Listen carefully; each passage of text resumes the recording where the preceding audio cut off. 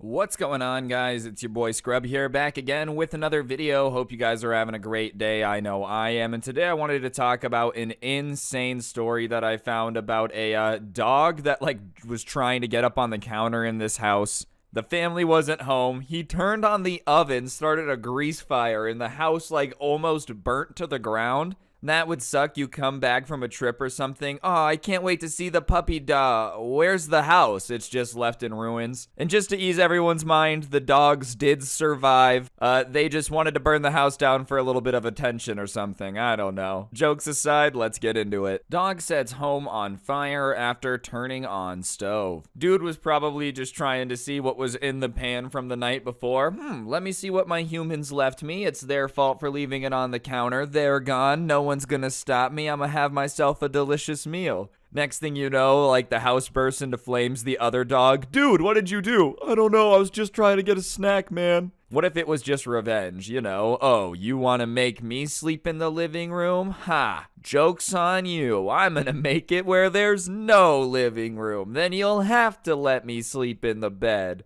Obviously, I don't think the dog meant to do this. I don't think dogs have the mental capacity to go, I'm going to turn on the stove and start a grease fire. That'd be terrifying if they did, dude. You know how weird that would make? How I talk to my dog in baby talk if he was just actually a hyper-intelligent being? He's like, I'm thinking about how to play chess in 8 dimensions, and I'm over here, who's a good boy? Who's a good little baby boy? And before anyone's like, dude, it's so cringe to talk to your dog like that. I'd never do that. Nah, everyone talks to their animals like that. I refuse to believe that people out there have a dog and they've never been like, oh, you little good boy. Who's a good boy? Or good girl, or good girl. A Missouri home burst into flames after a dog inside managed to turn on the kitchen stove, leading to a grease fire, officials say. The incident, which was captured on the homeowner's security camera, unfolded Friday morning in Parkville, just outside of Kansas City, according to the Southern Platte Fire Protection District Division Chief Chris Denny. Man, that would really suck to get it all on camera, too. I think your house burning down is up there as one of the most traumatic possible things that could happen. All your belongings are gone. The place you're supposed to feel safe is gone. That's nuts. But then you start trying to look into what happens and you realize that your idiot dog left the stove on. You're like, oh man, not only is my house gone, but it's because my dog turned on the stove. Oh, wowza.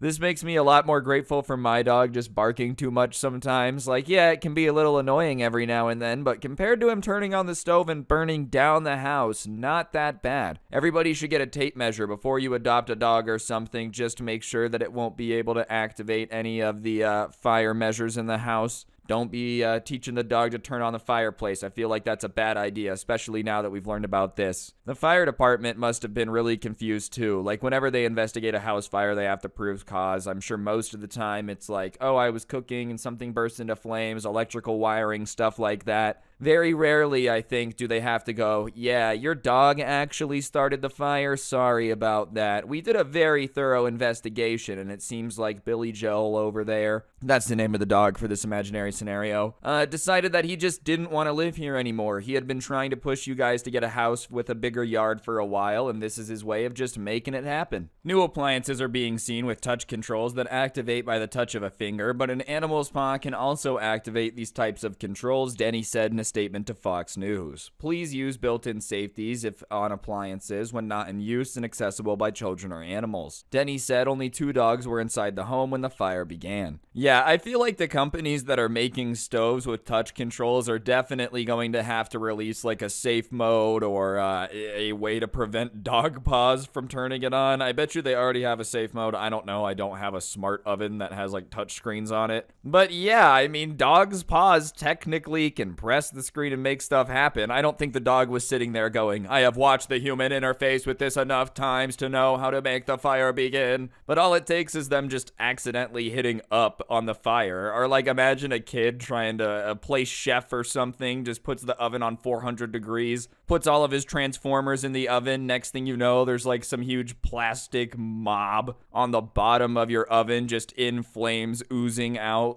I feel like a touchscreen oven is probably not the best idea. I don't even know why everyone needs like just smart appliances to this level. Don't get it twisted, I think there's a lot of devices with interconnectivity that are awesome, but do you really need like a smart fridge connected to the internet? Do you really need your dishwasher on Wi-Fi? Do you have to have your oven be able to be turned on from 900 miles away? Like, there's just certain things where I think it's a gimmick. I don't really care if my oven can connect to my phone or not, because if I'm using my oven, it doesn't matter. There's never been a time I'm like, if only I could preheat my oven from 900 miles away, because A, unsafe, and B, why would you want to do that? I don't know, man. Everyone's like, everything has to be a smart device. I want dumb devices. I want a dumb TV. I want a TV that's stupid. You know, I don't want a smart TV. Get out of here with that. Why would I want a smart appliance? Here's a still of the video where the dog's just vibing on the oven, and he really looks like he's trying to whip something up. I know he was probably just smelling like whatever was in the pan, but tell me it doesn't look like he's about to make the most delicious stir fry you've literally ever eaten in your entire life. Eaten, whatever. Whatever. That's what they get for leaving Food Network on whenever they leave. I know dogs like to be comforted by the TV, but if you let him watch too much Gordon Ramsay, he's gonna start thinking he can cook. Next thing you know, there's going to be a grease fire. I hope the family is okay. Like, obviously, as I said, having your house burned down is probably one of the most traumatic experiences you could go through. And thankfully, no dogs were injured. That would have just been absolutely brutal. Like, they start the fire, you lose your house, you lose your dogs, you lose everything. Both dogs were saved, but images released by the fire officials showed extensive damage to the inside of the home. The damage definitely would have been a lot more contained if they would have been home, because they would have been able to call right away, but because no one's home, like, the dogs start the fire, and it probably wasn't noticed until it had gotten to the point where smoke's pouring out of the house or neighbors can see the fire. And by that point, the damage is going to be extensive. I mean, if it's been going for 30, 40 minutes, even if it's just in the kitchen's going to be absolutely incinerated. I am really glad the dogs are okay, probably chilling in the backyard, just staying as far away as humanly possible. But imagine you're like out getting groceries or something, you're like grocery shopping, you get a call, you see it's your neighbor, it's weird, they don't call you that often, you pick it up because your house is on fire and the fire department's putting it out. That's gotta be one of the worst interruptions to your day of all time. You're just like at the water park or something. Hey, your house is on fire. What? Oh, your dogs are okay though. It seems like they started it. You're just like, I'll be home in 10 minutes. The entire time just hoping you get there and your house is not on fire. Either way, I would not recommend teaching your dogs how to use the oven, and if you do have a smart oven, maybe try to find out if it has a safe mode or something. I didn't really think about it too much before this, but it makes sense. The touch controls can be activated by like anything brushing up against it, so if you got one, be on the lookout for that. Either way, I just thought this story was insane, so I wanted to share it with you guys. If you enjoyed the video, be sure to press the like button, let me know what you thought in the comments section down below, and of course, subscribe if you're new and turn on those notifications. I post videos like this twice every single day, so if you like just random talking about random crap, then this is the channel for you. Subscribe and turn on notifications, comment, and yeah, on that note, guys, I think that'll do it for the video. Don't get anyone pregnant. If you do, make sure they're hot. I'm out. Peace. So I think dealing with crazy people is something absolutely none of us enjoy. At least I hope there's no one out there that's like, I love when someone's ridiculously crazy. But this guy's neighbor apparently showed up at his door at 3 a.m. banging on the door asking to fight him when he had never met the guy before. That's living next to crazy, which is not what you want to do. Either way, I thought it would be an insane story, so yeah, without further ado, let's go. Nice rack and her ass Brazilian, just turned 21, but my bank's a million, swear. What's going on, guys? It's your boy Scrubby here, back again with another video. Hope you guys are having a great day. I know I am. Here is yesterday's comment of the day. Appreciate everyone that takes the time to comment. Today I had a great story sent into my email about this dude's insane neighbor, so I figured I would make a video about it, and then I have a bunch of other good stories too that I wanted to put together, so this should be a long one. Hope y'all enjoy. If you like the long videos, press like and let's go. Alright, so this guy had just moved into a new house about like 4 days ago, and the people that live on the left and right of him had come over and told him that the guy who lives to the back left of him is a little bit nuts, and the guy who lived there before him had some beef with him. But whatever, there's no issue for 4 days, so he thinks that it's probably not that big of a deal. But one night, he's sleeping, and he thinks he hears knocking, but he's not that sure. And then his phone starts blowing up, and he had like one of those doorbells with the camera. And so he checks it, and he sees that it's being pressed over and over. So he pulls up the camera, and there's some dude that he doesn't recognize, wearing nothing but a beanie, like the ones with the long ears, pounding on the door. He had pants on, he did have shorts on, but he's pounding on the door with like shorts and this bunny hat on, screaming about how they're gonna have to fight and he better come out here so they can settle this like men and he's made a mistake. And the person who sent this to me is sitting there looking at their phone, watching this, being like, what is this guy upset about? They don't know this guy. They don't even recognize him. So they come over the intercom, like on their doorbell, and they start talking to the guy. And he says, what do you want? And the guy's like, I know that you put the fish in my backyard, and whoever put the fish in my backyard, I said I was gonna beat him up, so get out here.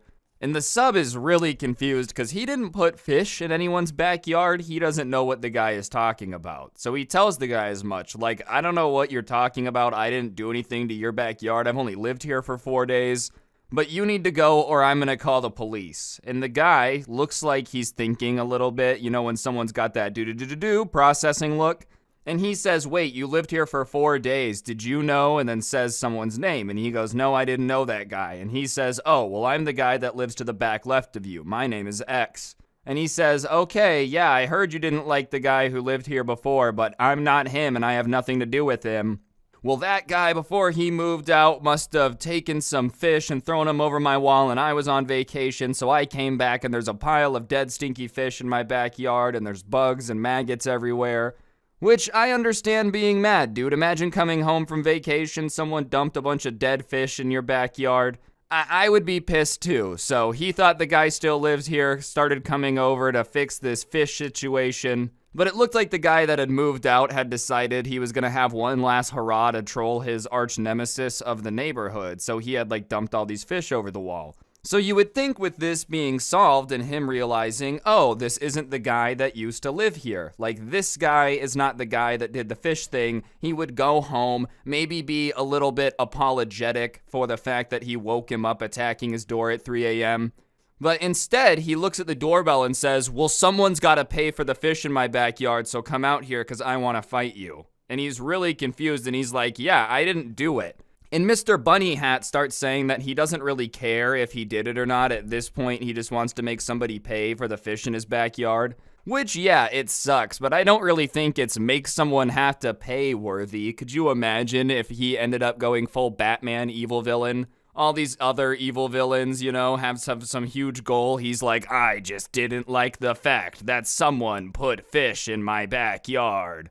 So he tells the guy, like, yeah, I'm not gonna fight you, dude. I have nothing to do with that. And the guy in the bunny hat starts screaming at the doorbell even more, saying that he's a coward, and if he wasn't willing to come out there and face the consequences of his actions, then he was always gonna look at him as a coward. And he asks him, like, well, what do you mean I gotta come face the consequences of my action? If I have nothing to do with this, how is this my fault? And the neighbor really doesn't have a good answer. He just really wanted, like, him to come out and fight. It was like he was just looking for a fight. He had amped himself up to come fight his nemesis, and now he just wanted to fight some random dude.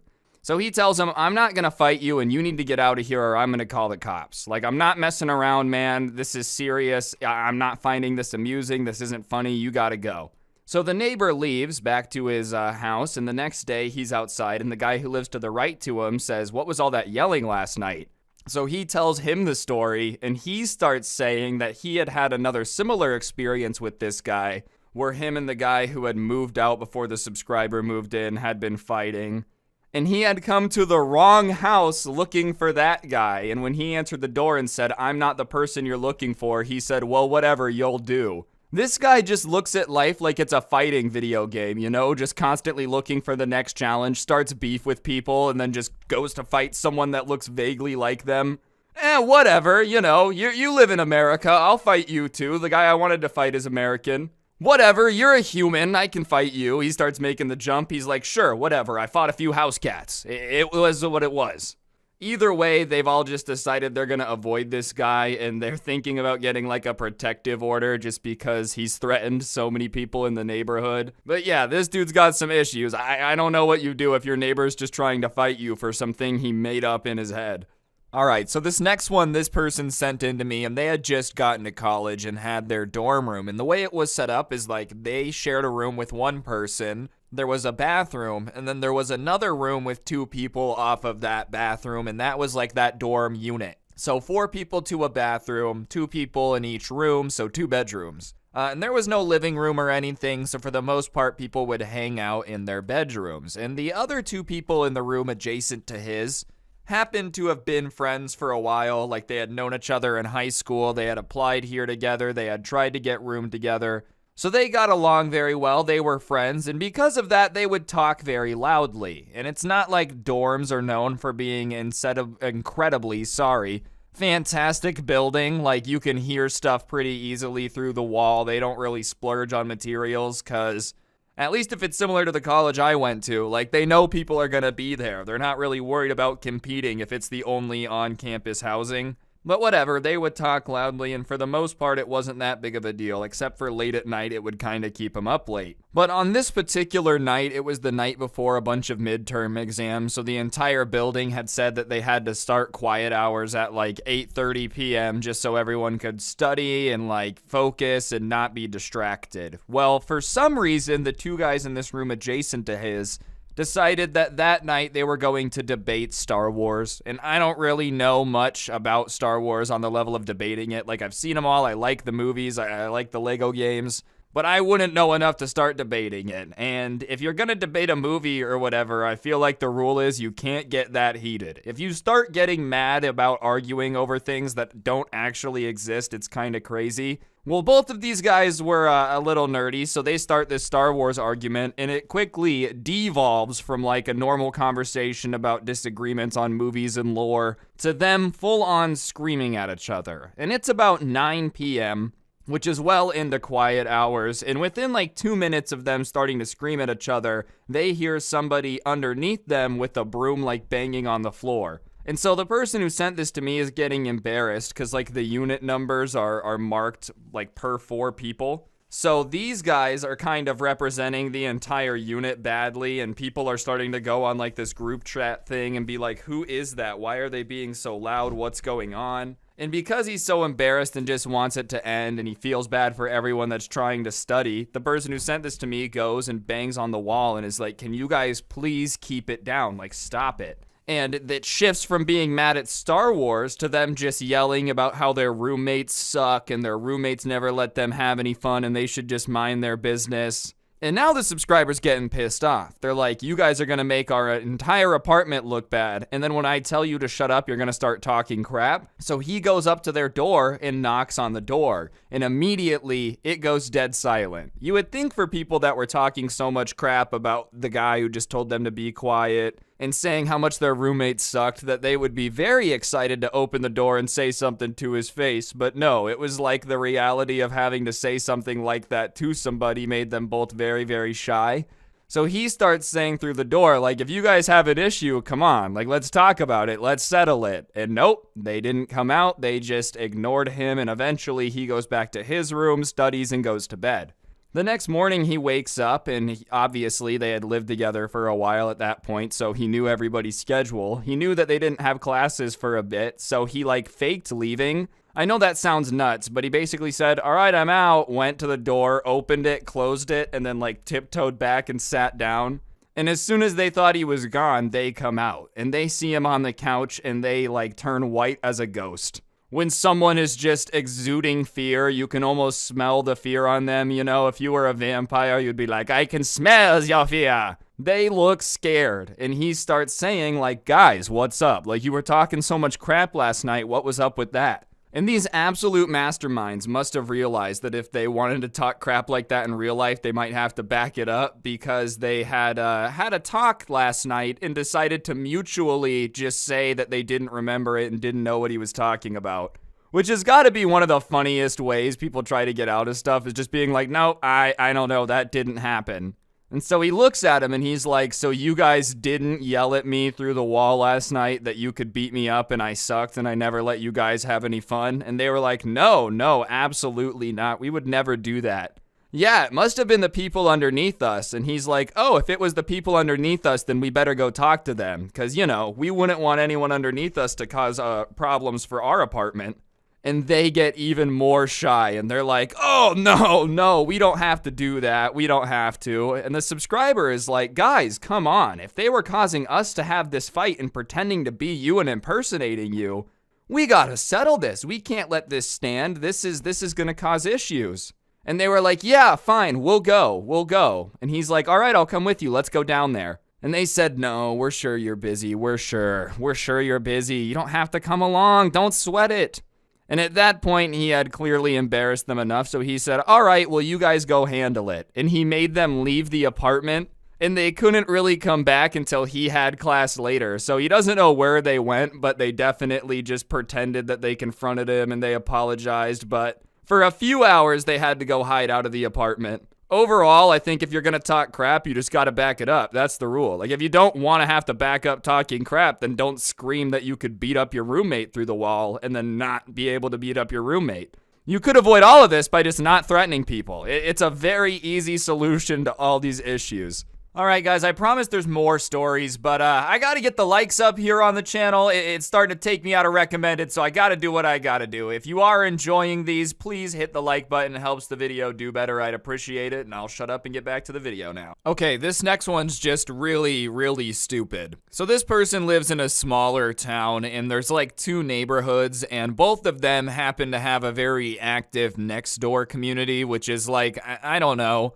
Think about Twitter, but only for stuff in your neighborhood, but also a lot of boomers that just complain about a lot of stuff. Like, that's kind of the vibe if Karen made a Twitter, but just mostly Karens. Either way, though, this person just kept an eye on it. One, because sometimes it was useful, like if there was actually something going on in the neighborhood they needed to be aware of, but also mainly because it was entertaining.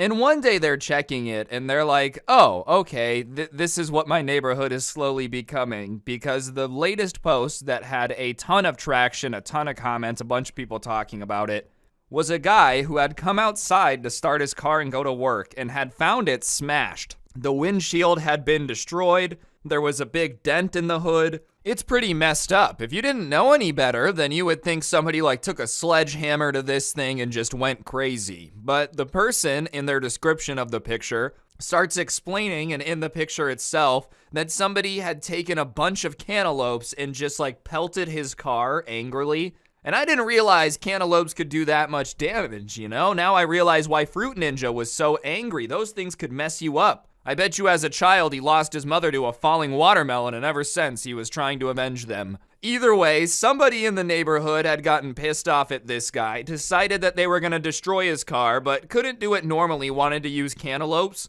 Maybe because they thought it would be impossible to trace them back. And so they start laughing at this post, and then they realize there's a bunch of comments. So they go down to the comments, and the person, the mastermind, the evil genius behind the cantaloupe posting, hadn't been known at first. A bunch of people were guessing, asking if he had beef with anyone. He was like, no, not really. But the absolute genius responsible decided to expose himself, and I don't really understand why this happens so much on social media nowadays. Between rap music and like people's ability to post on Instagram and Twitter, people snitch on themselves. The guy, this old man, by the way, we're talking like a male Karen, probably wearing some Oakleys and an Under Armour shirt, cargo shorts, the whole shebang. In the comments started saying that he was the guy who had done it because he had read somehow that it's more disrespectful to destroy someone's belongings with food. I don't know where he was reading that. If anyone knows, let me know, because it sounds insanely stupid, especially because destroying someone's car just is a felony. I'm pretty sure across the board, it's like a certain amount of damage done to someone's stuff, but shattering a windshield, breaking all of the stuff, denting the hood, whether it's with melons or a hammer, it still makes it illegal. But this absolute genius had decided to hop right on Nextdoor and just admit it, saying that he was mad at the guy because he wasn't mowing his lawn enough. Oh yeah, that makes total sense, bro. Someone's lawn's a little bit too long, grass getting a little bit unruly. Just start destroying their possessions. That'll make them definitely focused on that. If my lawn was a little bit long and someone started attacking my house, I guarantee you I would be a lot more focused on making sure my house was safe versus the agriculture out front. Obviously, a bunch of other people in the comments had told him that he was nuts for that and also pointed out that what he had done was illegal, so he had deleted his comment. Thankfully, a bunch of people had screenshotted it, so they start posting his comments in the comments. The guy who had originally posted about his car being stolen was like, oh yeah, I guess that guy does hate me because I didn't cut my grass enough, so what do I do now? Should I call the cops?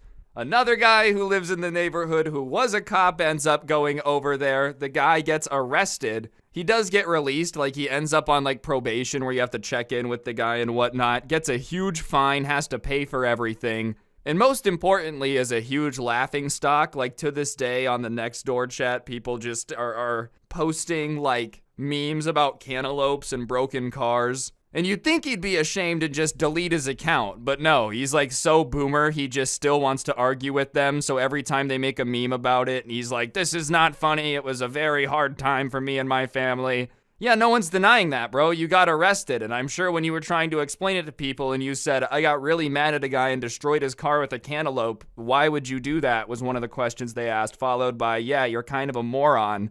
I don't know. Overall, just don't commit crime, especially on your neighbors. And if you are going to commit crime on your neighbors, which you should not do, don't go admit it on social media, especially to the person. Yeah, it was so sick when I stole that guy's car. Like, you just text it to the person whose car you stole. Don't steal cars, but really don't do that. You're just being a moron.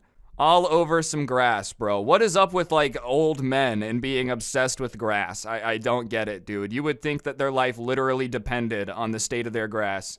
You don't understand, Deborah. If I don't have the best lawn in the neighborhood, I lose my manhood. So the next story is semi-lawn related, but has nothing to do with the last neighborhood that we talked about. This guy who sent this to me has his own business where he like cuts people's grass. He has a bunch of lawns that he does, neighborhoods that he does, and he got hired by this guy to cut his grass once every 2 weeks. Pretty standard, most people do like once a month, once every 2 weeks, so he's over there and has no issue, and he's been doing it for a few months, and one day he's over there mowing the grass. And because he worked alone, he had these like headphones that drowned out the sound of the lawnmower because it's really loud and he could listen to podcasts. But he's mowing, minding his business, and he looks up and he sees a guy that's not the homeowner, but he had seen around the neighborhood a few times, like frantically waving, looking like he's having some huge type of emergency. So he turns off the mower, takes off his headphones, and is like, is everything okay? What's wrong? And the guy says, nothing's wrong, I just need to talk to you. Okay, nothing's wrong. It's such an emergency that you're acting like it's an emergency and you have to interrupt me doing my job. So he says, all right, what is it? And the guy's like, who gave you permission to mow this lawn? And he's a little bit confused because he had talked to the owner of this house quite a few times and it's not this guy. So he doesn't know, A, why this guy cares who gave him permission because it's not his house, and B, why he's asking because he's not the owner of the house. Like, why do you care and why do you even have a right to know? So he tells him, oh, the owner hired me to cut the grass. I do it, it's like a service, you know? Thinking maybe he like misunderstood the guy's question and he's trying to hire him as well. And he says, well, I live next door. Okay, cool, good for you. And I don't like this sound. All right, well, I don't really know what to do about it. Well, maybe just turn down the sound on the lawnmower. What are you talking about, bro? Turn down the sound on the lawnmower? That's not how it works. It's making noise because that's how loud the engine is to operate it. It's not a speaker in there. You think they would have the speaker that loud on the lawnmower? And it's also like 11 a.m. on a Wednesday. It's not like it's early in the morning on a weekend. It's not like it's late at night. It's a perfect time to make noise. So he kind of tells the guy like, yeah, I can't do that. I'm just going to finish and then I'll be done.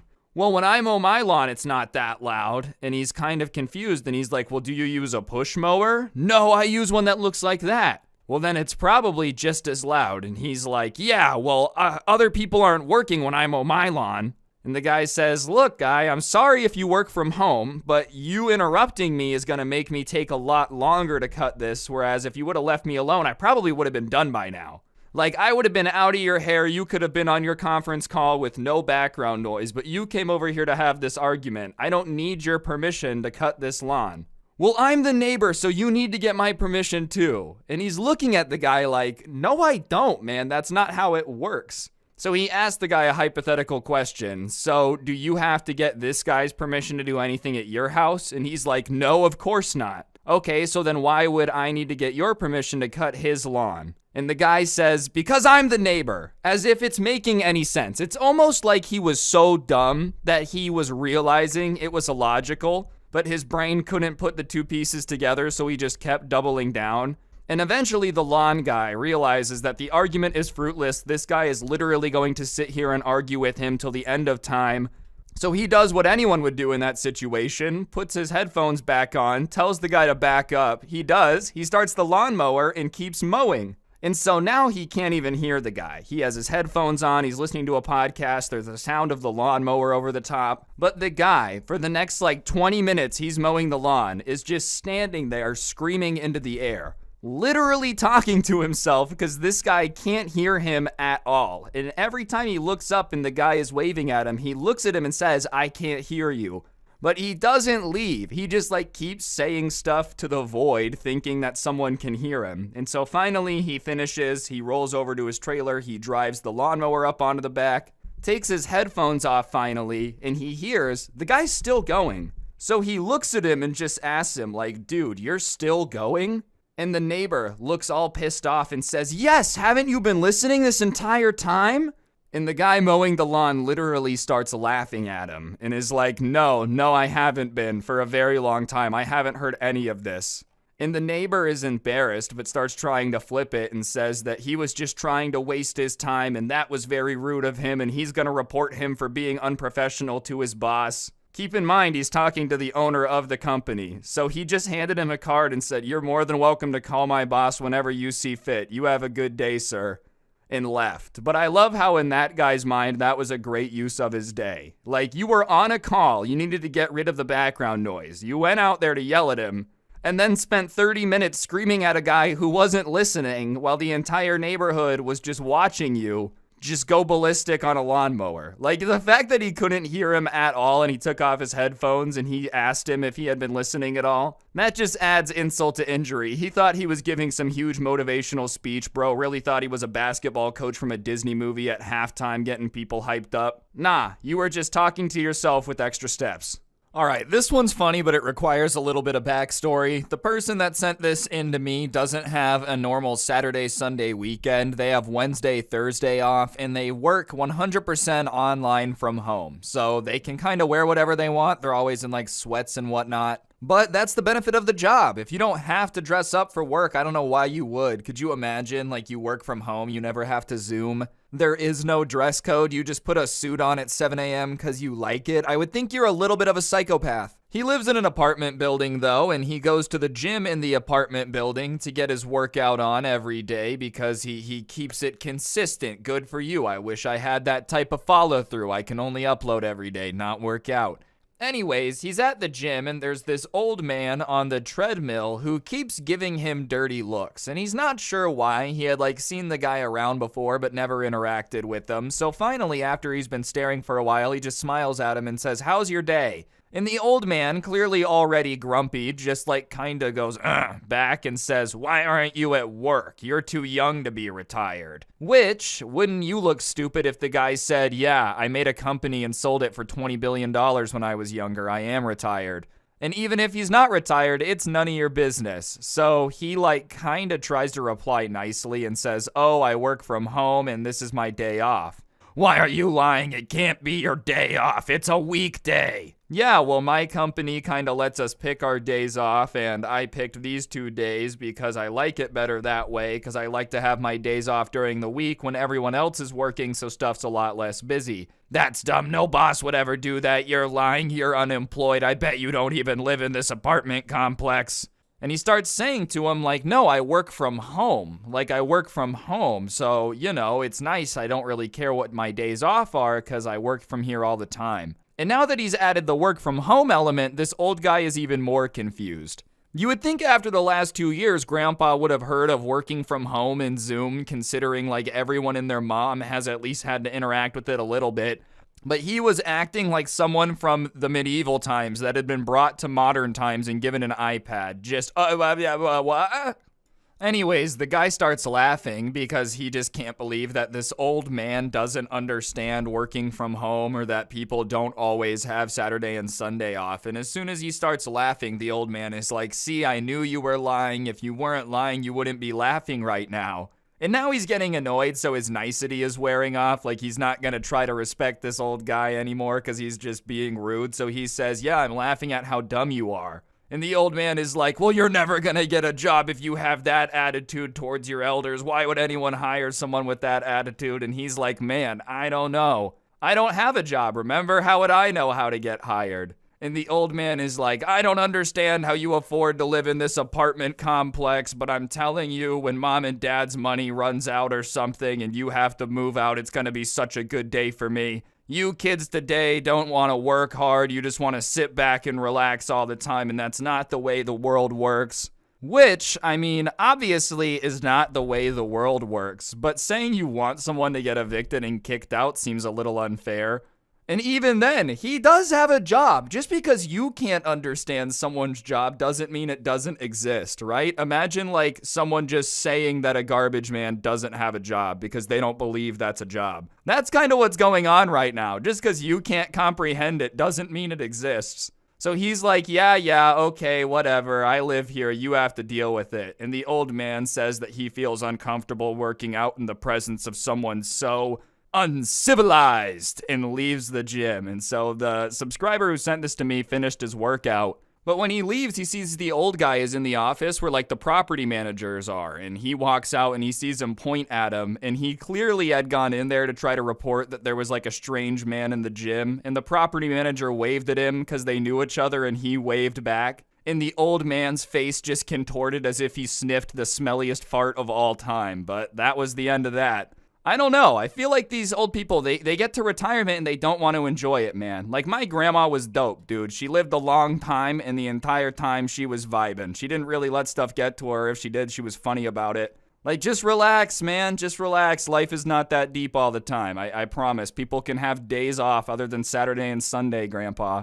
And this last one is short. This actually happened to not my friend, but a friend of my friend. He just bought like this old farmhouse, right? And he's been renovating it, and it was the first time that he was staying there. And he had just bought some new locks and like locked up this weird entrance to the basement on the left-hand side of the house. And at around 3 a.m., he thought he heard some rattling, but whatever. It didn't really, like, wake him up. It was just something he heard of. So the next morning, he goes to look, and it does kind of look like the door's been messed with a little bit. So he takes the lock off, and he opens it. And the basement is disconnected from the house. Like, you can't get into it other from this entrance on the side of the house.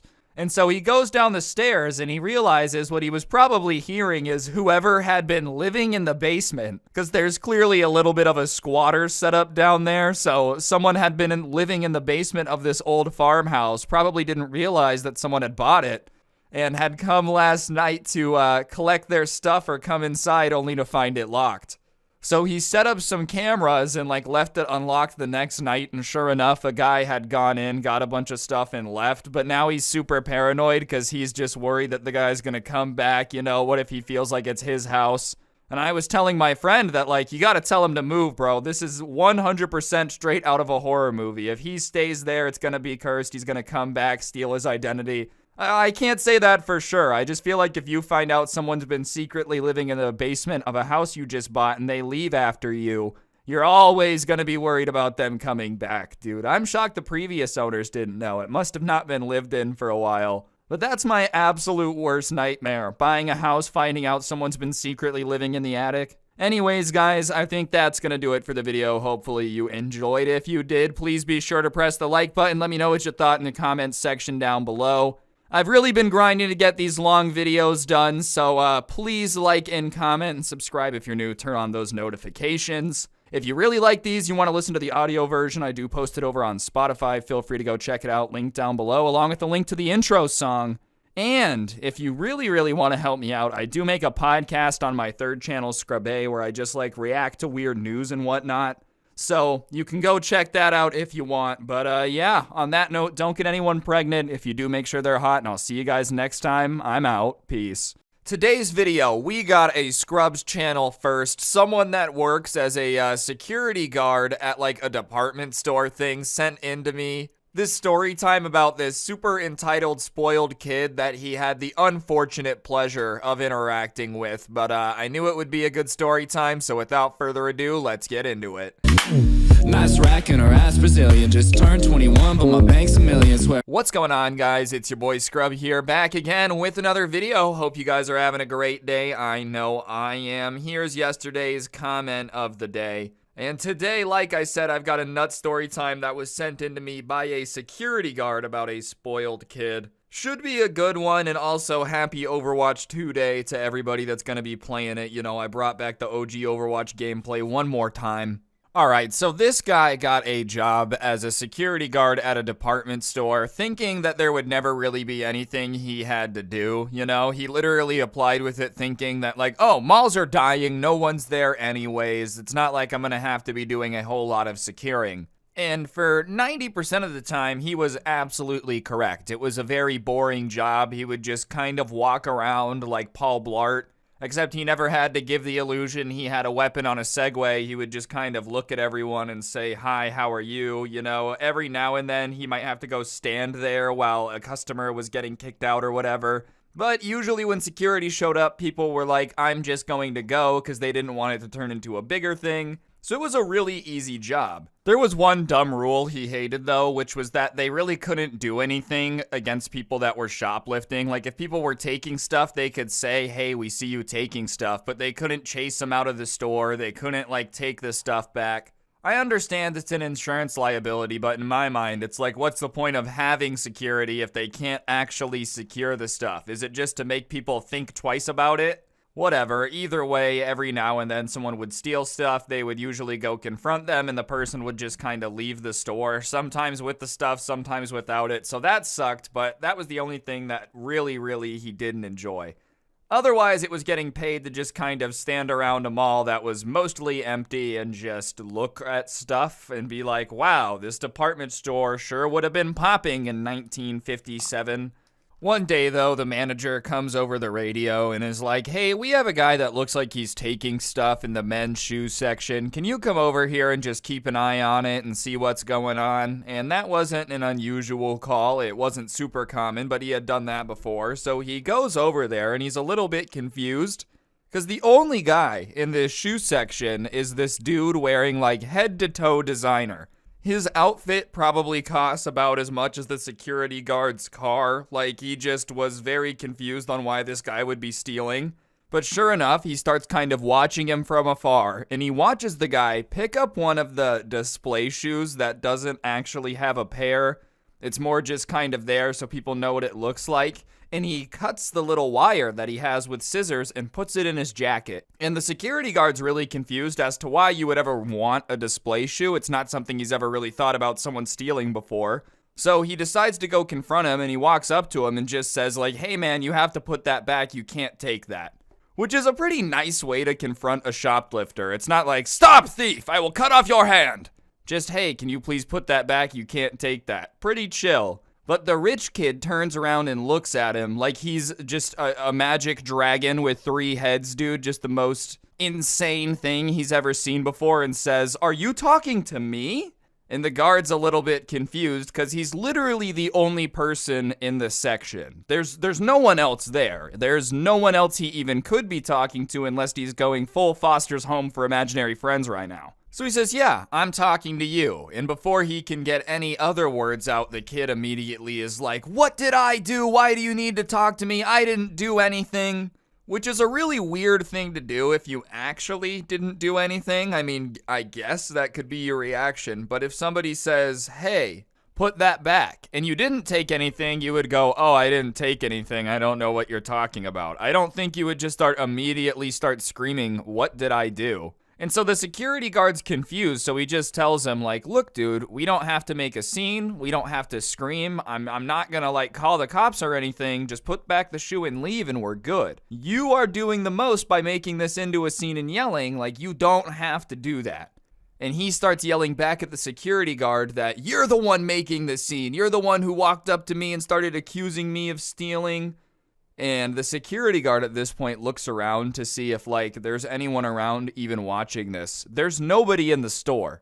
So he looks at the guy and is like, there's literally nobody here. Why are you yelling? Why are you screaming at me? Why are you accusing me of making a scene? There's no one around to even observe the scene if there was one. But I think at this point, the rich kid thought that he was going to be able to, like, guilt trip his way out of it. So he says, well, you're accusing me of being a thief and it's making me upset. And the security guard says, I'm not accusing you of being a thief. I watched you take the shoe.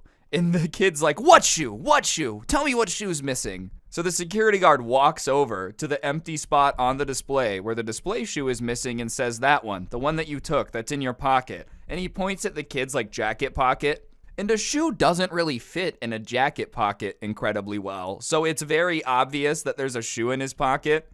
But he denies it again. He's like, there's no shoe in my pocket. Anyways, the kid does this, like, very over-the-top spin move thing, like puts out his arms and does an aggressive spin, trying to show that there's nothing in his jacket, he didn't take anything. The only problem is his, like, super over-the-top move to show that he had nothing causes there to be enough force from the spin for the shoe that he had in his jacket to come flying out of his pocket.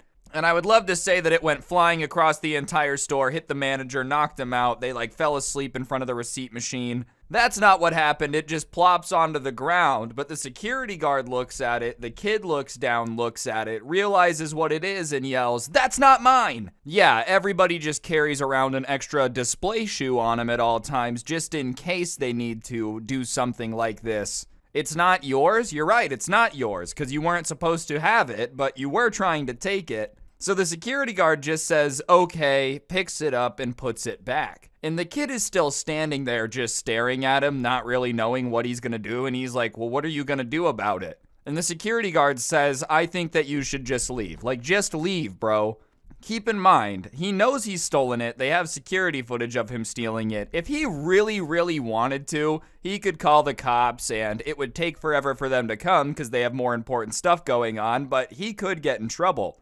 The kid, not realizing this, though, thinks that he's just being soft and, like, not wanting to do anything or, like, is afraid of him. So he starts talking crap to him, like, oh, don't you have anything better to do than sit here and stop me from taking one shoe? I mean, it's his job. It's what he's being paid to do. So by definition, I'm sure he has stuff he'd rather be doing. But in this moment, yeah, he has nothing better to do than stop you. I love that idea. What, you have nothing better to do? That's like getting mad at a traffic light for changing colors. Don't you have anything better to do than change colors? It's like that's literally what traffic lights do, man. Security guard things. Like, it's just what they're supposed to do. What do you mean, don't you have anything better to do? No, that's why he's here at this moment. You think he just volunteers? You think there's not an exchange of money for his services? You think this is just what he decided to spend his Saturday doing, volunteering to protect the department store?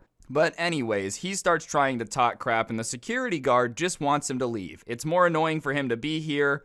So he reminds him again, listen, I could have you arrested, but I'm telling you to just leave. So go ahead and go. And the kid says something about how he's not going to leave. No one can make him leave. Even if he was going to steal something, because he didn't actually steal it, he can't get in trouble. And then the security guard just takes a step towards him, not because he was going to grab him or anything, but because he was just going to walk away and he was happening to walk past him.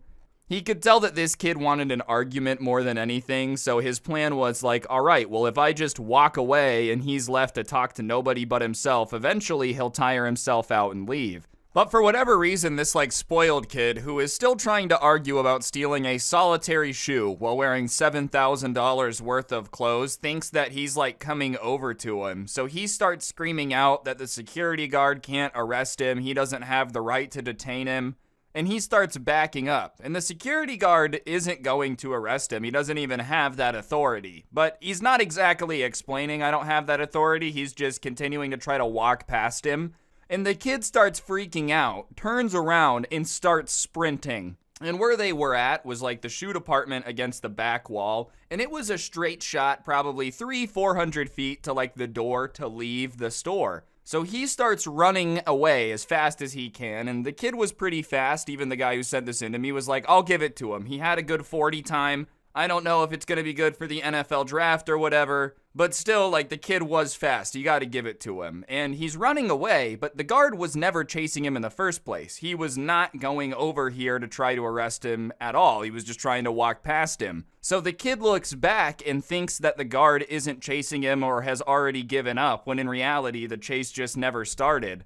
And he thinks it's because he's just so incredibly fast. So he starts saying that he practices running every day.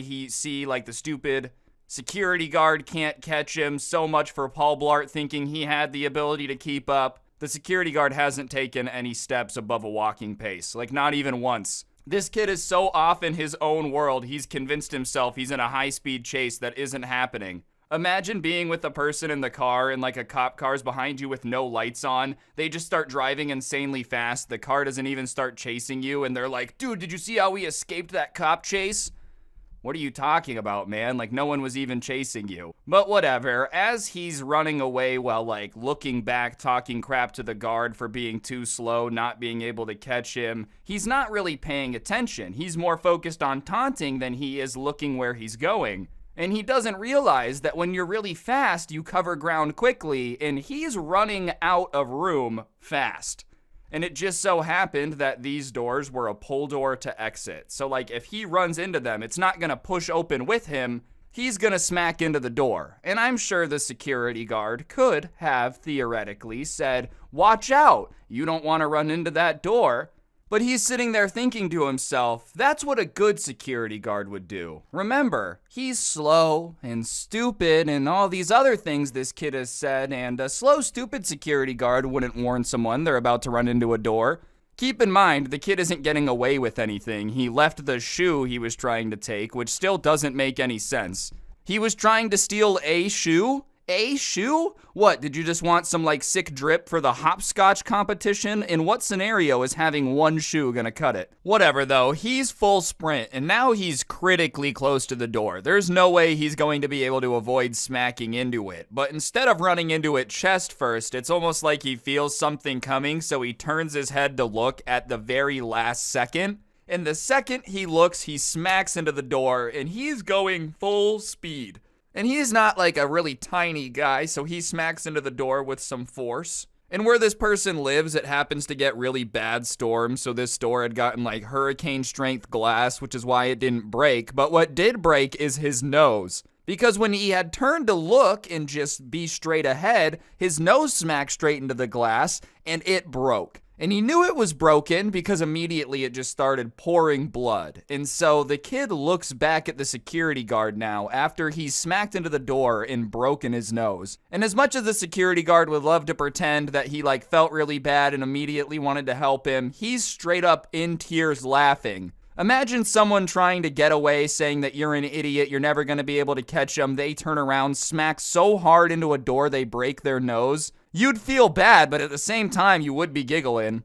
But he looks back all embarrassed, clearly ashamed. I would be too, trying to make a quick escape, talking crap and ending up like that. And to make it even more like sweet for the security guard, his bloody nose had just leaked all over his designer shirt. So here he is, broken nose, no single shoe that he was trying to steal, and blood all over the designer shirt. Seems like the least profitable shoplifter of all time. Destroy a shirt that's worth a couple $100 while trying to steal a single shoe that no one was going to buy.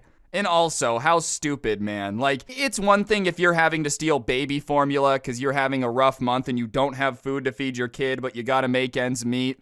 It's still not good to steal, but I think everyone could understand, maybe if you're in that situation. If you're wearing a shirt that costs a couple $100, trying to steal shoes that cost like $40, I don't feel bad for you, I just think you're a moron, because if you wouldn't have bought the shirt for a couple $100, you probably could have afforded the shoes.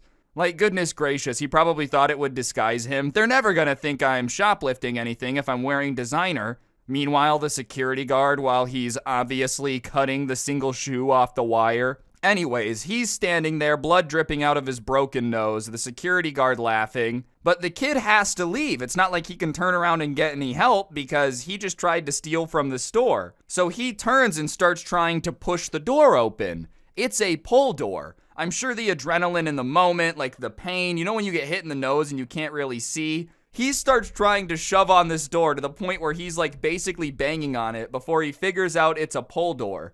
And this, him messing with the door and failing, just looking like a moron, is making the security guard laugh even harder, because, like, how could you not? After a very long fight, he gets the door open, he leaves, and the security guard starts walking over there, still laughing, crying about it all, and gets on the radio saying that he needs to talk to management because something happened. They just have to fill out a report anytime anyone gets injured in the store, whether or not it was an accident or whatever. But the manager comes down, and keep in mind, the last time the manager had seen anything is when they had called over and been like, hey, someone's trying to steal some shoes. So they come around the corner, and all they see is the security guard with tears in his eyes and a huge pool of blood. And they start freaking out like, oh my God, what happened? Oh, is everything okay? Oh my gosh, I'll call 911. Rah. The security guard's like, no, I'm fine. And they start asking, well, what happened? Like, why is there a pool of blood on the floor? Why are you crying? Like, what happened? It is weird to be crying if a pool of blood is on the ground unless someone got injured, you know? So he explains that he was laughing so hard he was crying and says that he confronted the guy. The guy started freaking out even though it like really wasn't that deep. Next thing you know, he tries to sprint out even though no one is chasing him, smacks into the door, breaks his nose, struggles trying to get the door open to the point where like all this blood out of his nose is pooling there and he finally gets away. But like, yeah, someone had to clean it up and he knew they had to file a report. And the manager is standing there listening to this rendition and tells the security guard, like, I know you guys aren't supposed to hit shoplifters, but like, it's okay. I won't tell anyone. That story's ridiculous. They just didn't believe that had actually happened at all. They thought the security guard had gotten a little bit over the top and like hit the guy. The guy had gotten away, but he was trying to make up some story to cover himself from getting fired. And the security guard is like, I'm 100% serious. In fact, if we go watch the footage, you will see that what I'm saying is the truth. And the manager and now the head security guard are over there, and they're both trying to convince this guy that they shouldn't go watch the footage. Because if they watch the footage and they see that it was a fight or something, they're going to have to fire him and report it. Whereas if they just say that, like, you know, it was an accident and don't watch the footage, then it's okay. He doesn't want everyone to think that he was attacking this poor guy, though, so he says, no, let's go watch it. And they're fighting with him, like, we don't want to watch it. We like working with you. Come on, let's go watch it. So reluctantly, the three of them go into the security office. They start moving the camera around to the time where it was. And sure enough, they see this entire thing go down. They see like this comically weird battle where the security guard is really calm, the kid's screaming, and then out of nowhere, he takes off sprinting, looking back, talking trash, not paying attention, turns, smacks into the door, blood starts going everywhere, and he leaves. And he's relieved that everybody now knows that he's telling the truth, but he starts looking at the manager and his, like, boss, and both of them are in tears laughing because they can't believe how dumb this guy was. So they make him retell the story again, and they start calling basically everybody in one by one, like, you gotta see this, you gotta see this, you gotta see this. And by the end of that guy's shift, basically every single worker in this department store had seen it. A bunch of people had, like, you know, started telling other people about it. There were other stores in the mall that had come over and asked to see the footage because someone had gone on their lunch break and hung out with X from X store and told them about it. But what makes this sweeter is him breaking his nose was so funny they're showing everyone, right? And while they're showing somebody recognizes him, tells them who he is, and through that, they're able to track him down. Come to find out, he's like the son of some people that are super prominent in the community. So they contact them, send them the footage. They say, yeah, that's our son, and he gets banned from the mall. But not just like banned. We're talking about actually banned. Like everyone in every store is aware of him. Which happens usually, but because this kid had become so famous within the mall community because of like how embarrassing it was, everyone at that particular mall knew who he was. And because his parents were prominent in the community, they were so embarrassed by this, because imagine having like a good business reputation Next thing you know, your kid gets caught trying to steal a shoe, roasting the security guard, trying to run away and breaking his nose. You probably would ground him too, let's be honest. So they ground him because they're so embarrassed, so he probably messed that up too, all to steal a display shoe. Ladies and gentlemen, I'm no mathematician, but if I do a cost-benefit analysis on that real quick, I don't think it was worth it. I still don't understand what he was trying to do. Like, was it a dare or something? We dare you to go in there and steal a shoe? What a stupid dare, especially because they just abandoned you, man. Like, if your friends would have been waiting outside for you, that's one thing. They didn't care. Could you imagine he had to go to school with this broken nose? Everyone's like, oh, what happened? As much as he wishes he had some cool story like fighting an alligator, it's just actually that he managed to walk into glass too hard. I don't know. I just thought this story was insane. Hopefully you guys enjoyed. Like I said, I would get back to the long ones. Here's a 20-minute video for y'all. I got a really long video coming out in a couple days that I think you guys are going to enjoy, but I've been on the grind, so if you appreciate the daily upload streak, then be sure to press the like button and comment down below. If you don't know what to comment down below, just comment nose job, because that's probably what this guy's gonna need after this. And if you're new, you should subscribe and turn on those notifications. I post videos every single day. And if you like listening to the story times, but you would rather listen to the audio version of them, then you can always do that by checking out the Spotify that I have in the link down below. I post the stories there. You can also find yourself a link to the intro song down there too. And last but not least, I do a podcast over on my third channel, Scrubby, where I just kind of react to weird news and whatnot. So if you like that content, feel free to check it out. Yeah, on that note though, don't get anyone pregnant. If you do, make sure they're hot. I'll see you guys next time. I'm out. Peace.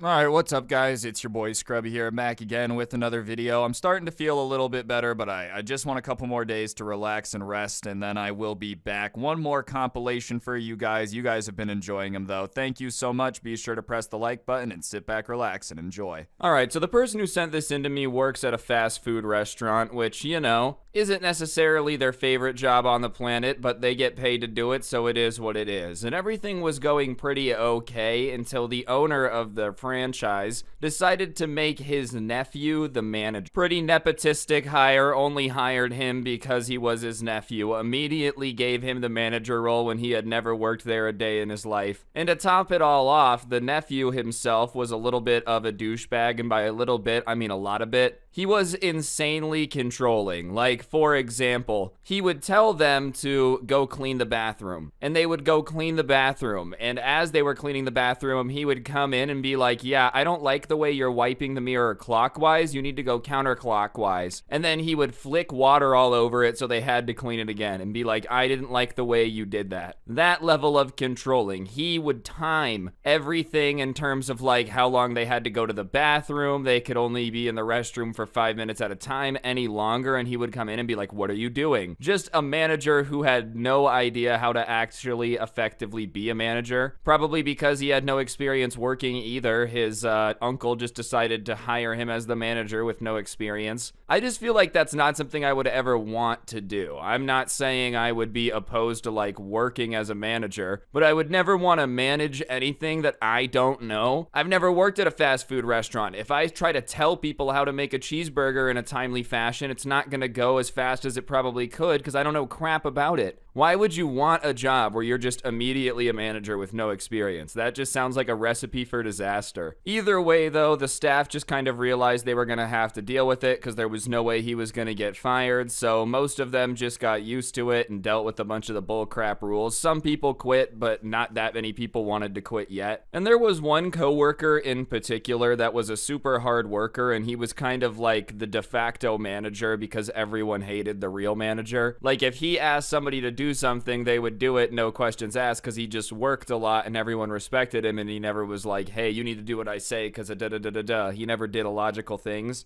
And his name was Alec, and he was working an average of 60 hours a week. Now that's 20 hours more than a normal full-time job. And I'm not saying people don't work 60 hours a week. I know probably a lot of people watching this video, you or your parents have had to work that much before, but like, if you can do that consistently, you're a really hard worker. That's impressive. I think working 40 hours a week is like a full schedule. willingly working basically a full and a half time job is not an easy thing to do. So he was a very hard worker, and because he was working all the time, he was pretty good at running the store. So everyone kind of looked to him as their default leader. And for some reason, one day, Mr. Douchebag is on a mega power trip, and he decides that he's going to change the script for how they're supposed to interact with the customers. Now, there is a script that corporate usually gives them. It's not very good. It's kind of clunky. So up until that point, they were just kind of allowed to say whatever they wanted. And obviously, you couldn't look at the customer and be like, hey, you're ugly. What do you want? You know, but as long as you were polite and respectful, there's really no issue. If someone says hey and another person says hi, it doesn't matter as long as they buy food. But the manager decides that he's going to come up with a new script for how they have to interact with the customers. And it's not a good script at all. The default one was already too long and kind of clunky, but the one that he invented was like a 5-minute dissertation PowerPoint speech that he wanted done this exact way with every single customer. And it wasn't even like it was just long. I mean, it being long is probably a problem. It's called fast food for a reason. I don't want to hear a speech from your workers. No offense. I just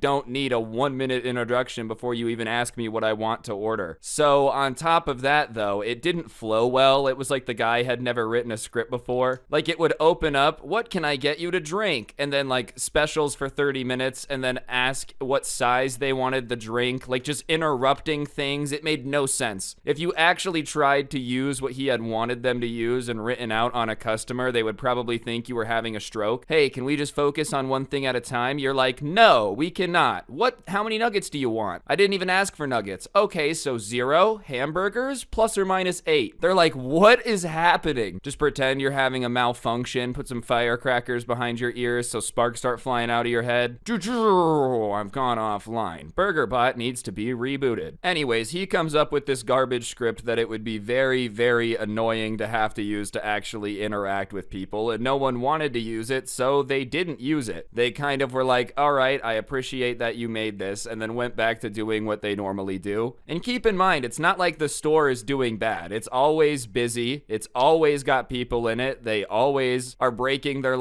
sales to every other franchise in the area. You know how they kind of compare them? They're always one of the better ones, so there's just no problem at hand. I could understand being a manager to come in and make a bunch of changes if it's like the only unprofitable franchise in the entire country. I get why you would need to change a lot, but if everything's going good, I just don't understand why you would want to come in and rock the boat, especially if you have no experience. Like, oh, okay, this place is making a lot of money. Awesome. I'll do everything in my power to make sure it doesn't make as much money. Okay? And his uncle was like, ugh, you're such a brilliant business mind. Anyways, no one was using the script, and it was a pretty busy time in the middle of a rush, so there's just a bunch of people in line, and Alec kind of goes back to muscle memory and starts using what he normally says to people. But the manager is close and hears him not using the script when he's interacting with a customer. And like I said, Alec was unofficial manager, so everyone on shift really respected him. So they weren't too thrilled when the manager walks up to him in the middle of him interacting with the customer and starts yelling at him for not using the script. And I think the script is stupid, but if you're gonna enforce it, if you really want people to use your script, then you still shouldn't go yell at them in front of the customer. It doesn't make you look like a good manager. It makes you look like a jerk, and it doesn't make your employees look good. It makes the customer think that you can't even trust your employees, so why should they? It's just really dumb, especially in the middle of a rush. Like, you're gonna take someone off a cash register to be really mad at them because they didn't use the pre-approved sentences that you liked. This is basically like what corporations become in Borderlands, you know, where they own entire planets. They want to control what you say down to every letter. Off-topic reference, I'm sorry. But the manager just starts going off on Alec. He starts saying that he's a moron. If he doesn't have the brain power to memorize something, he should just say so. He probably doesn't have the brain power to give people change, so he'll keep an eye on it. Just going off on him way, way meaner than he had to be. Like, listen, if you're the manager, they're not your family, bro. You shouldn't even talk to your family like that, but like, you kind of have to talk to them with some level of respect. But he's just talking to Alec like he's an idiot. And keep in mind,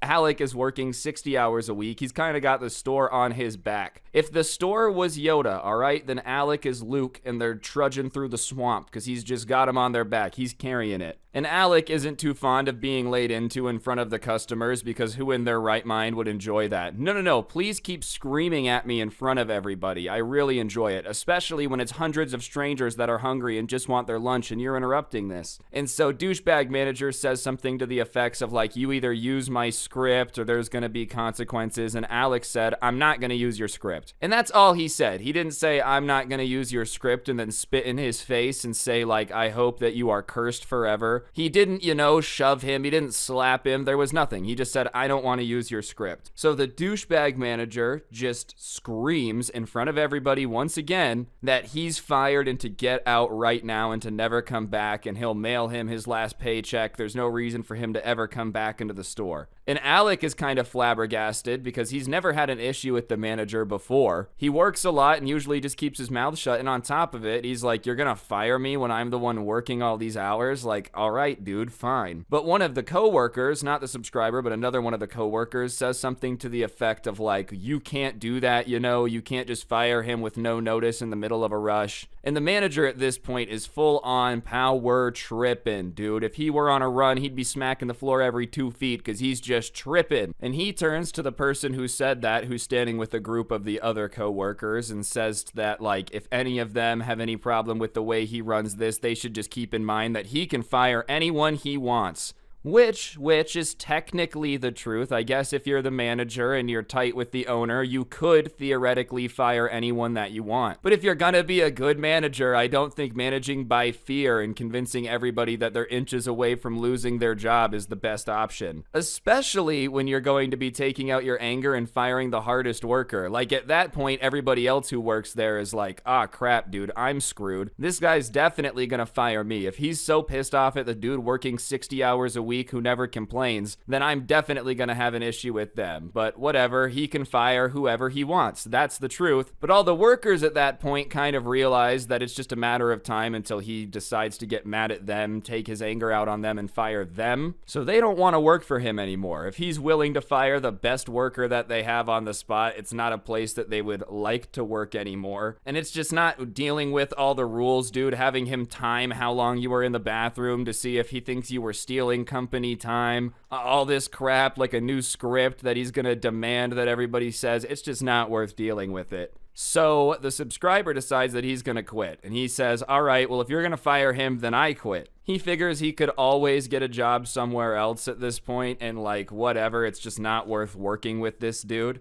And the manager yells at him that he can't quit. He's not actually allowed to quit without a 2-week notice. Which is funny. He's allowed to fire people on the spot in front of everybody. That's chill. But if they want to quit, then he would expect a 2-week notice. Isn't it funny how that works? All right, like I can put you in a crappy position. I can give you no job, but you can't put me in a bad position. That's not how this works. And when the coworkers start to hear the manager demanding that they put in their 2 weeks and that they can only quit on his terms, basically, a lot of them decide that they're gonna quit. So now there's a group of about 6 people that are quitting, and them and Alec are walking out. And as they're walking out, the manager hops over the counter, does the little like Tom Cruise Mission Impossible slide across the counter, and literally gets between them and the door and starts saying that, they're not allowed to walk out during a shift, and he'll keep Alec on until the end of the shift. He doesn't need to leave right now. Which, listen, dude, if they're already quitting, I don't think the best maneuver is to say you can't leave and then offer the person who you just fired like the rest of the shift. Hey man, listen, I know I fired you and you're gonna have to go find a way to get a new job because you're fired, but I'll let you stay an extra 5 hours to work with me if you want. Like, no one's gonna take that offer. That isn't actually that good of a deal. No offense. I don't care where you work. It's not a reward for me to have to deal with a crappy boss for an extra 6 hours after I've already been fired. But Alec decides to smack him back with the I can fire anyone I want, and he says that they're allowed to quit any job that they want. And the group at that point has swelled to 8 people, and there's only about 10 people working working at any given time, not including the manager. So like 80%-ish of the workforce is deciding that they're done and walking out. And the manager is pissed, and he's just going off about how if they walk out this door, they'll never be able to work for this franchise again. Which, listen, I've had bosses use against me before. Like, if you quit, you'll never be able to work for this franchise of grocery stores again. And it's like, all right, you know what?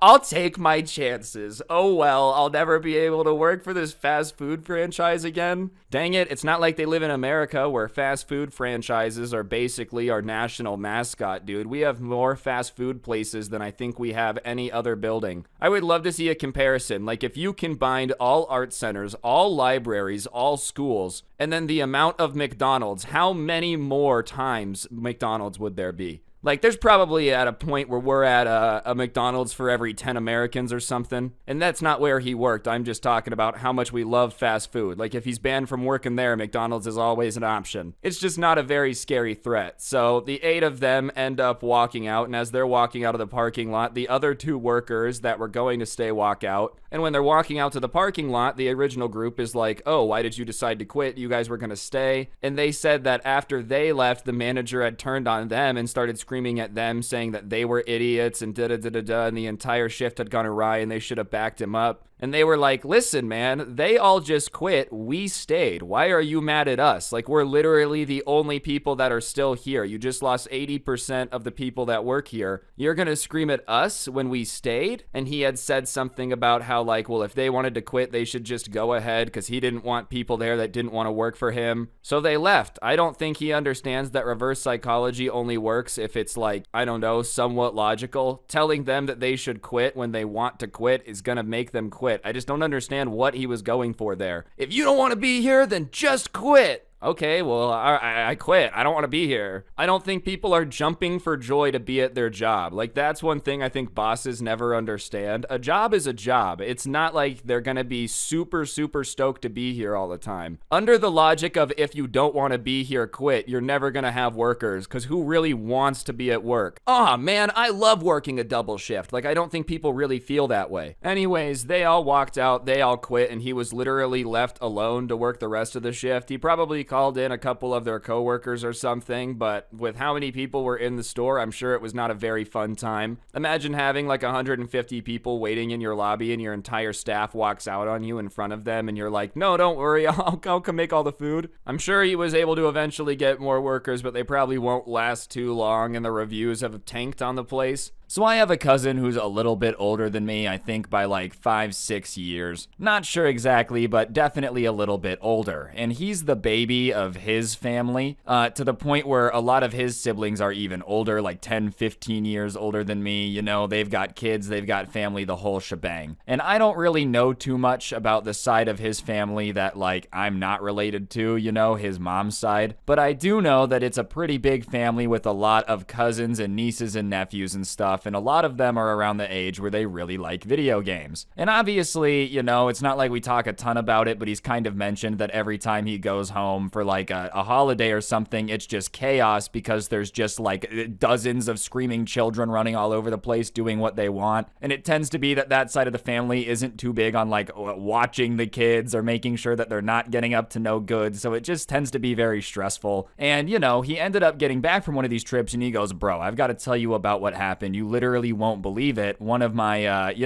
cousin's niece, nephew, I don't really know what the terminology would be. One of the younger kids there ended up breaking his iPad to like try to play Minecraft. And obviously I'm like, wait, what happened? So basically it all starts when he gets there. And immediately, as soon as he walks through the door, a bunch of these kids run up to him and they're like, hey, do you have an iPad? Do you have an iPad? We want to play Minecraft. You know, before they say hi, before they say happy holidays, before they say anything, the first thing out of their mouth is like, can we have your iPad to play Minecraft? And so my cousin is kind of like, well, you know, I need to talk to your mom and like, you know, grandma first before I give you guys anything, because like, I don't know if you're supposed to be playing Minecraft. I don't know if you're supposed to be on the iPad, and I'm not trying to get in trouble and let you guys do something that you're not supposed to do. And they're kind of protesting. They're like, no, you don't need to tell them. Just like, if you have an iPad, let us play it. Let us play it. And something about that kind of makes his spidey senses tingle. So he goes up and he's like talking to their mom about it. And he's like, the kids said that I could let them play the iPad on Minecraft. Minecraft. And the mom looks at my cousin and says, listen, under no circumstances are they to play Minecraft. They literally have been like annoying everybody here nonstop to play it. When we say no, they throw temper tantrums. Like, no, they're not allowed to play Minecraft. They can go 2 days without playing a video game. And obviously my cousin is like, all right, fair enough. You know, I'm not trying to break the rules here and like go against what the parents want. So no, you can't play Minecraft on my iPad. And when he tells the kids this, they're obviously not too thrilled. You know, they start being like, you're so lame. When did you become like lame? You suck. And he's like, yeah, whatever, I suck. Yep, you know, I'm the absolute worst. You're really making me want to let you play with my iPad by insulting me, whatever. And at the end of the day, it's kids, so it doesn't really matter. Like, if you tell them no, they're not going to be too thrilled. But, you know, he thinks that's going to be the end of it, that they'll let it be. It's not that big of a deal. And so he kind of goes about spending time with his family. You know, he's just hanging out with them. And when he's hanging out with the family, it's not like he has some radar on his iPad, right? It's not like he's keeping a lookout for it, you know. He just knows that he had set it in his backpack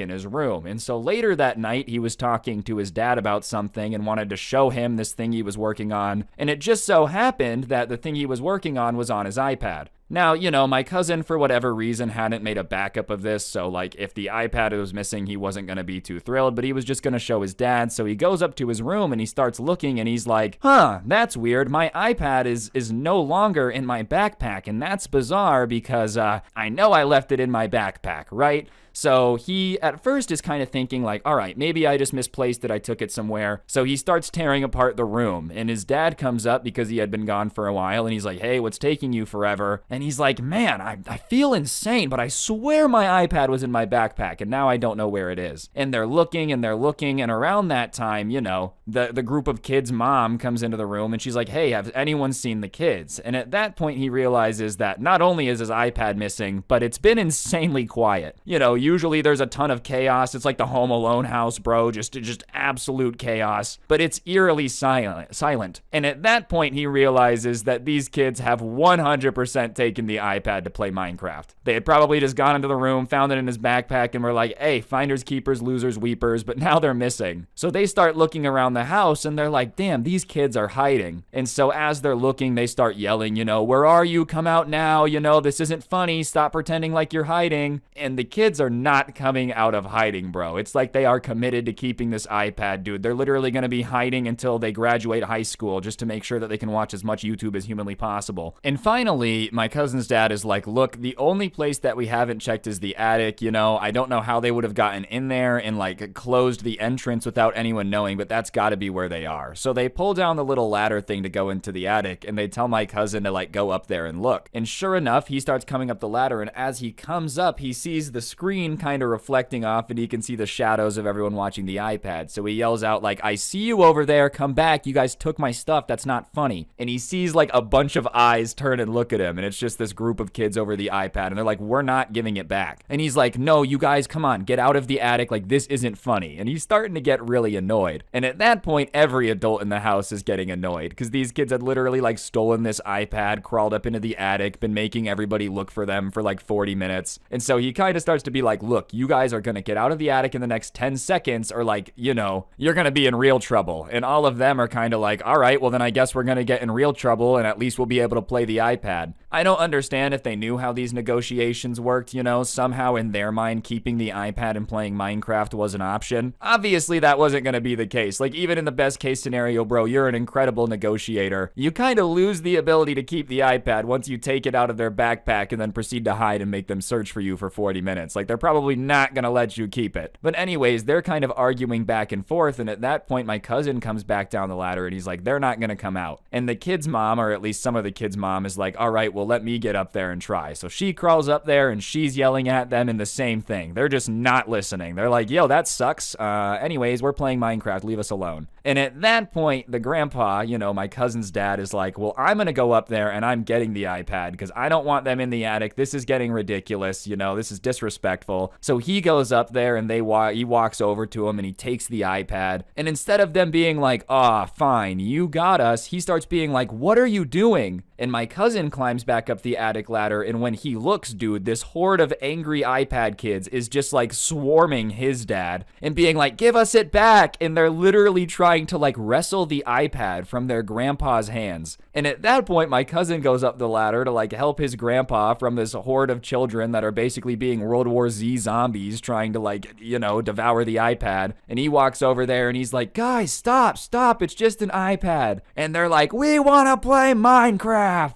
And at that point, I guess his dad decided to let go of the iPad. And when he does, the kid that's like hanging on to the other side doesn't go flying, but kind of like poof out of the group, because there's no more person pulling from the other side. And he gets free with the iPad and he goes, I'm making a break for it. And he starts running to go down the ladder to the attic. I don't really know what the escape plan was once he gets to the ladder, because he's like now just in a house with everyone that knows he has the iPad. But regardless, he's making a break for it. And he gets over to like the attic ladder thing. And at that point, my cousin is right behind him and he goes, give me the iPad. And the kid looks back and realizes that my cousin is close enough that he's not gonna get down this attic ladder without getting caught, right? He's got the iPad, he's made it this far, but he's just caught. There's nowhere to go. Even if he goes down the ladder, his mom's waiting right there, like it's done. And at that point, you think they would have given up and just been like, okay, here's the iPad, I'm really sorry for taking it. But I guess in this kid's mind, he's like, well, if I'm not gonna be able to play Minecraft on the iPad, then no one's gonna use the iPad. Because he proceeds to turn, and instead of going down the ladder himself, he decides to send the iPad down instead. And I don't know if this kid had been watching, NFL Network reruns of the best touchdown celebrations of all time, but the dude ends up spiking the iPad like a football, just basically 8 feet straight down onto this hardwood floor,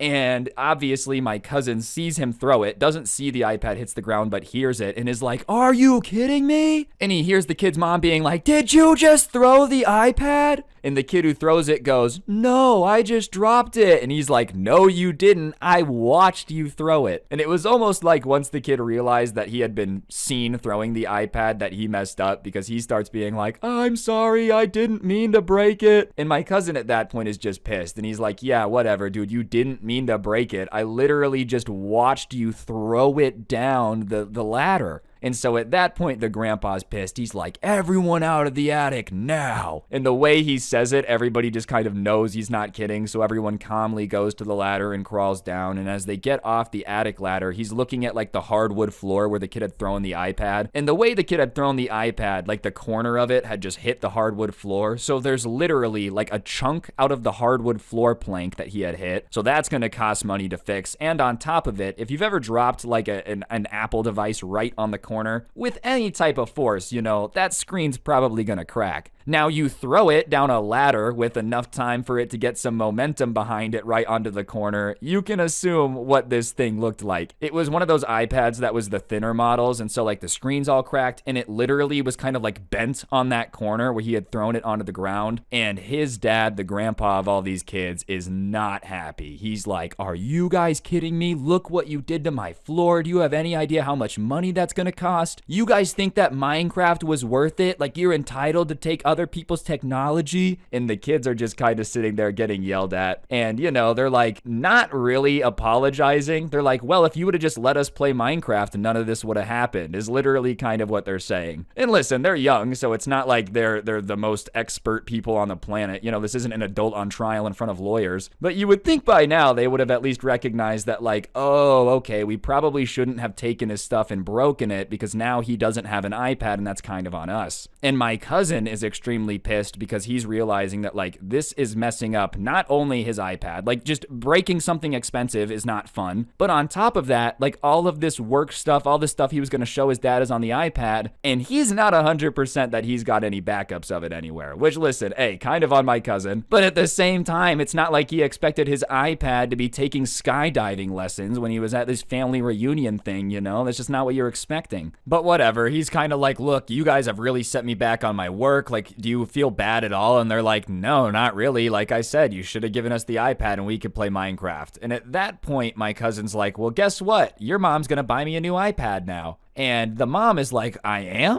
You know, kind of confused. And he goes, yeah, your kids just broke my iPad, which is what all my work was on. So like, you're going to get me a new one. And at that point, an entire new argument breaks out. And honestly, I feel like that's kind of fair. Listen, if your kids are going to like break this dude's iPad, right? And then not apologize for it and not feel bad, then like, you know, I think you should have bought him a new iPad either way. But you really know him a new iPad if like your kids don't even care that they broke it. But now there's an argument going about, well, why should I have to pay for your iPad? It's your fault that you left it unattended. And he's like, are you kidding me? It was in my backpack in my room. And she's like, yeah, but you know kids are going to look through your stuff. And he's like, no, I don't. I don't have kids. I didn't realize that I had to put a master lock on my backpack to prevent people from stealing my stuff and breaking it. And at that point, dude, he's like, you know what? I'm getting a hotel. Like, I can't do this. This is ridiculous. And his dad's like, listen, I'll buy you an iPad. And he goes, no, Dad, like, I don't want you to buy the iPad. I want her to buy the iPad, or the kids to buy the iPad. Like, you know, don't bail this out. Like, no, this is ridiculous. So whatever, my cousin goes, gets a hotel room, and the entire time he's getting texts from, you know, his sister being like, oh, well, why didn't you, you know, just forgive them? Like, I shouldn't have to buy you a new iPad. And he's like, look, I'm not mad at the kids. Like, I'm really not. I just feel like I need this iPad to work. He was kind of using it as a laptop, like a 2-in-1 type of thing. He's like, I need it to work. It's broken, and like, your kids broke it. You know, I'm not angry at them. It's broken. It's too late now, but like, yeah, you've got to buy me a new one. And finally, after arguing, him getting a hotel room, being gone for a day, his sister's like, whatever, I'll buy you a new iPad. But the entire time they were like going to get the iPad, she kept making remarks about how like, this is insanely petty and he should have just been fine with like getting one himself. And listen, you know, sure, do I agree that like leaving, storming out, and threatening not to come back until you get an iPad is the greatest decision? No, but at the same time, like, your kids destroyed his stuff. You kind of do gotta replace it. I just don't really understand how you're not responsible for it. You know, sure, did you tell them go steal things? No, but like, your kid spiked the iPad down and like destroyed the hardwood floor. The least you gotta do at that point is replace what was broken. Anyways, he gets his replacement iPad. Everything's all good, but he's guarding it. You know, he's not letting it out of his sight. And what was really funny is like, when they get back with the iPad and he's setting it all up, he did lose his work, by the way. That to me is also why it's like, all right, you got to get him it. Because if you ruin his work, it's like,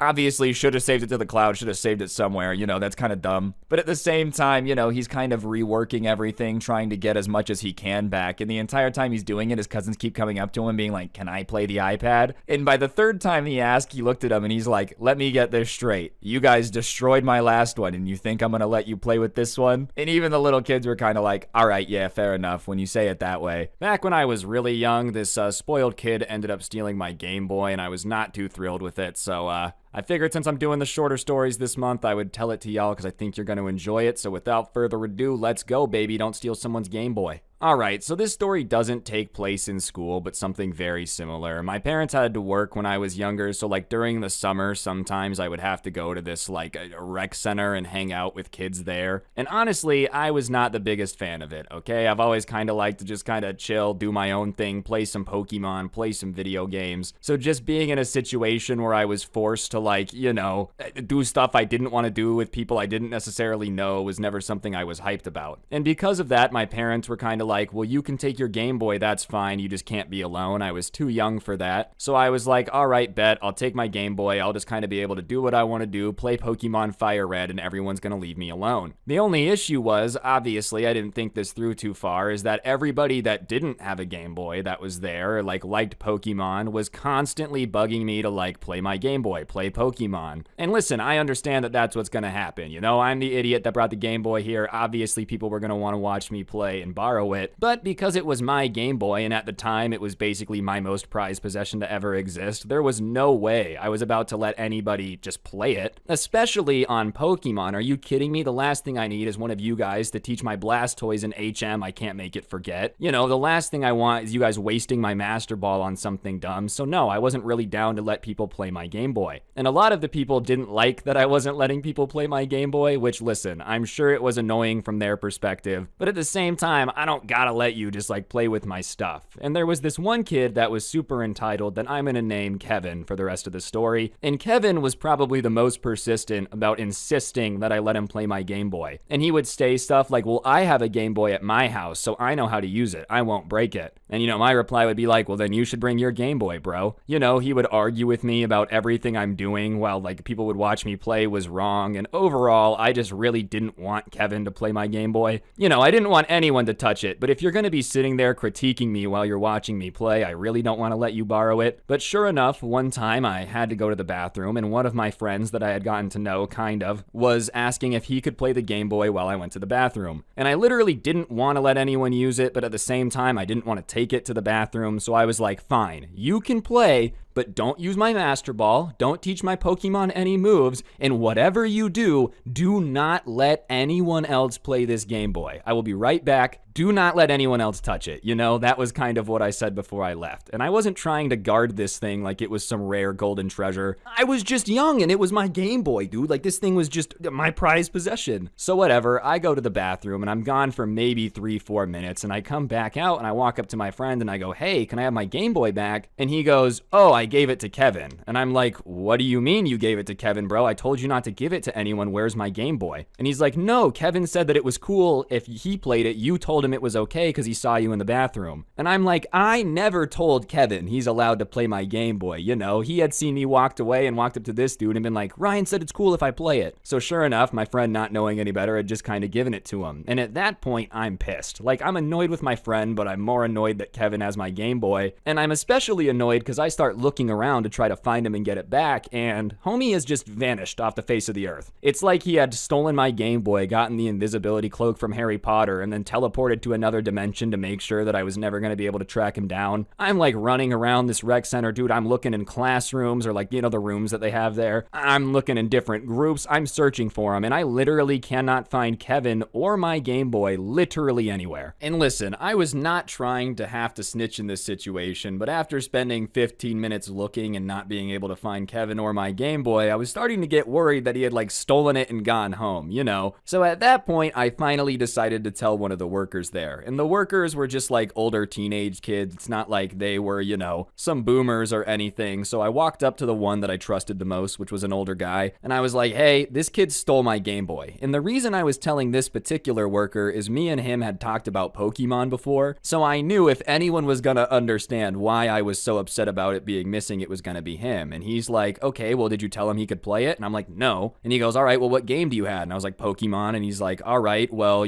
let's see if we can find him. So I start walking around with this worker, and he's looking for Kevin, and he's asking his coworkers, and everyone's like, yeah, Kevin just went out onto the playground, da-da-da-da-da. So we go out there, and he goes, Kevin! And sure enough, here comes Kevin. He has a Game Boy in his hand. The only problem is my Game Boy was like, I don't know what the color is, like that light blue metally looking one. And on the front of the Game Boy now is just a bunch of stickers. Like it was almost like he had taken it outside and covered it in like just random stickers so you couldn't see the color of it anymore. And I go, what'd you do to my Game Boy? And he goes, this Game Boy? This isn't yours. This is mine. I brought it from home. See, look at the stickers. And the worker is confused, and he looks at me and I look at him and I go, that's my Game Boy. That is 100% my Game Boy. He stole it. And, the worker is like, okay, well, is there any way that you can prove this is your Game Boy? Because he's saying it's his, and now it's a he said. And I'm like, listen, dude, that's my Game Boy. I'm a little kid, so I'm not doing the best job of explaining it, but I'm like, that's my Game Boy. He put stickers on it, and he's trying to steal it. And Kevin's just denying it. He's like, it's not my Game Boy. I absolutely did not steal your Game Boy. I brought this one from home. And we're going back and forth. And thankfully, this worker had played Pokemon before, because otherwise, I probably would have been out of luck. Because he's just demanding that it's his, he brought it from home. And finally the worker's like, okay, well, if this is your Game Boy, Kevin, and it really is yours, then like I should be able to take it from you, and you should be able to tell me the Pokemon's names and like what Pokemon you have, right? And Kevin, kind of realizes like, okay, yeah, I really can't say no to this because otherwise it's weird. But at the same time, there's no clue he actually knows what's going on because it's not like it's his Game Boy or his game. So he kind of tries to deny it. He's like, no, that's not how this works. I don't even want you to check to see if it's my Game Boy. And the worker's like, well, listen, either we're going to have to figure it out right now, or I'm going to take you guys both up to the very front and you're going to talk to the person in charge of the program because this is serious. Like, I don't want to be in trouble for someone getting their Game Boy stolen. And reluctantly, Kevin hands over the Game Boy, right? Sure enough, he turns it on, goes to Pokemon Fire Red, and he goes, okay, Kevin, what is your main Pokemon? And Kevin, there's really 3 options that you could have. This Pokemon game, you can either have Blastoise, Charizard, or Venusaur as your starter. I know that's nerdy. Okay, I still remember this. And for some reason, Kevin must have just been so focused on putting the stickers on the Game Boy that he didn't remember what I had, which is weird because the dude had been criticizing my gameplay all day, bro. He was like, you're doing this wrong, you're doing that wrong move. But for some reason, he, in that moment, thank the grace of Grayskull, decided to say that I had a Charizard. And that's when I knew I had him, ladies and gentlemen, on the ropes, cause nay. I don't dislike Charmander, but I always picked Squirtle as my starter, okay? So instantly, I look at the worker and I go, that's not true, it's a Blastoise and it's named, and I said my Pokemon's name. And at that point, the worker could really tell that, like, okay, this is my Game Boy, this is my game. And he says, Kevin, do you have any explanation as to why you don't know what Pokemon you have and it's your Game Boy? And at that point, Kevin just started coming clean. He's like, fine, I stole the Game Boy, fine, I took it, I wanted to put stickers on it because I don't have one. Yeah, he had been telling me he had a Game Boy, but nay, I say nay. And at that point, the worker's like, all right, Kevin, we'll give him back the Game Boy. So I get my Game Boy back, and then he's like, Kevin, we're gonna go to the front office, like, you're probably gonna get expelled from the program. And at that point, little kid me is like, whoa, I don't want that to happen, I got my Game Boy back, like, I don't care, you don't have to take him to the office. And the worker looks at me and he's like, I don't? You're not mad? And I go, no, as long as I got my Game Boy back, that's really what I was worried about. Like, I don't want the guy to get in any trouble, which, obviously, like, I guess he did steal my Game Boy, but at the same time, I got it back relatively quickly, and, like, I didn't want to be responsible for this kid getting kicked out of this program. So the worker looks at me and he's like, I'm really supposed to report stuff like this. And he looks at me and Kevin and he's like, but if you guys are saying that it's okay and you can take care of this issue amongst yourselves, I'm not going to complain because it's way less paperwork for me. And I didn't really understand what paperwork was, but I was like, yeah, if you're cool with us being cool with it, it's all right. And immediately I could see Kevin get relieved a little bit and he was like, thanks, man. And I was like, yeah, just don't take my Game Boy. Like, that's really what I cared about. Little kid me did not care about this kid getting in trouble at all. As long as I had my Pokemon back in my hand, that's all that mattered to me. And the worker, obviously just being like this kid worker who didn't actually want to do any work, was fine with it too. So sure enough, Kevin and I just kind of shook hands and agreed that, like, all right, it's all settled, don't touch my Game Boy again. And honestly, after that, he was a lot better, bro. Like, homie was no longer staring over my shoulder calling me a moron. He would tell me where, like, some stuff was, so that way I could go find it because his older brother would play. And overall, me and Kevin actually did end up becoming somewhat friends, don't get it twisted. I still didn't let him borrow my Game Boy, and, like, I wasn't going to leave it unattended around him. But, I wasn't either, like, I didn't hate his guts and want him to, like, get kicked out of the program either. But overall, my number one priority in that exact moment was just getting my Game Boy back. Once I had it back in my hands, I really could have cared less about what happened. Either way, though, the worker went on his way. We went back and just kind of kept playing Pokemon. Thankfully, though, a couple kids other than Kevin ended up bringing their Game Boys whenever I would be there after. So we would also be able to, like, battle and trade and whatnot. And overall, it was a pretty good time, but I just figured you guys would enjoy the story of the time the spoiled kid stole my Game Boy. What's going on, guys? It's your boy Scrubby here, back again with another video. Hope you guys are having a great day. I know I am. And today I've got a pretty funny story time that was sent in to me about this kid that was trying to flex on everybody with all this money, only to get exposed for most of the money being fake. I just thought it was a pretty funny situation y'all would find entertaining. So yeah, that's what we're going to be talking about today. So without further ado, let's hop right into it. Alright, so the person who sent this in to me is in college, which is usually when the cringe stuff is supposed to stop. I understand that, like, most people in middle school, high school want to look cool, they want to fit in, so whatever, people might exaggerate, post a picture with their mom's money. It's still cringe, I'm not saying it's not cringe, but it's a little bit more understandable. If you're still fake flexing on everybody when you're in college, that's when it hits the point of, like, insanely cringe. challenge, at least in my opinion. You're supposed to be figuring it out for real right now. You're not supposed to be trying to convince people that your fake Yeezys are real. But, you know, this person was in a class with a guy who constantly was bragging about how he made all this money, and he didn't really have to care or try in school because he was already rich. Which, I mean, if that's true, good for you. If you don't have to go to college, congratulations. But if you're really as rich as you say you are, then sitting in college also seems like a giant waste of time. I'm just saying, and everyone would just get annoyed because he would flex for no reason. Obviously, I don't think there's many good reasons to be flexing on a bunch of strangers, but it wasn't as if randomly the conversation of how much money everybody had was brought up and then everybody started talking about how much money they had and he just naturally said it. They would be like talking about something in history class. So George Washington crossing the Delaware or whatever. Yo, Delaware's his bag though. I got a lot of money. Like that type of stuff. That's kind of good one. Delaware's his bag. I'm patting myself on the back. He was just constantly bringing it up, and it was really, really obnoxious. And one of the things that he would do to prove how rich he is he would open his backpack and like flash cash, and he would have stacks of money in his backpack, and he claimed he always had 100 grand in his backpack, which I've never understood because I feel like everybody that actually has 100 grand in a backpack money, like anyone who actually it just makes sense to keep 100 grand on them, wouldn't keep it in a backpack. And also, if you have 100 grand in your backpack, it seems really, really dumb in my opinion to tell everyone that you have 100 grand in your backpack. You might as well just stick a piece of paper on your back, tape on it that says, "Don't rob me, but if you do, I have 100 grand. Like you're just putting a target on yourself. I'm not saying I would rob you, bro. I'm not gonna rob anyone. That being said, if you keep running around going, "I have $100,000 in my backpack," you can't be surprised Pikachu when someone tries to take your backpack. That's probably one of those things you want to keep to yourself. I don't know. I feel like there's no reason to also carry that much cash in a backpack. What do you buy a car for lunch every day? Give me 3 reasons you would ever need that much cash in a backpack. But he would also never let anyone get a very good look at the stack of money, which the subscriber thought was a little weird, you know? He would always just open the backpack and you would see $100 bill with a rubber band around it and like a stack of money, but you could never really see if the stack of money was all $100 bills, if it was a bunch of ones, whatever. Anyways, he would do this pretty often and everyone just started to get fed up with it and annoyed, and like whenever he would bring it up and try to be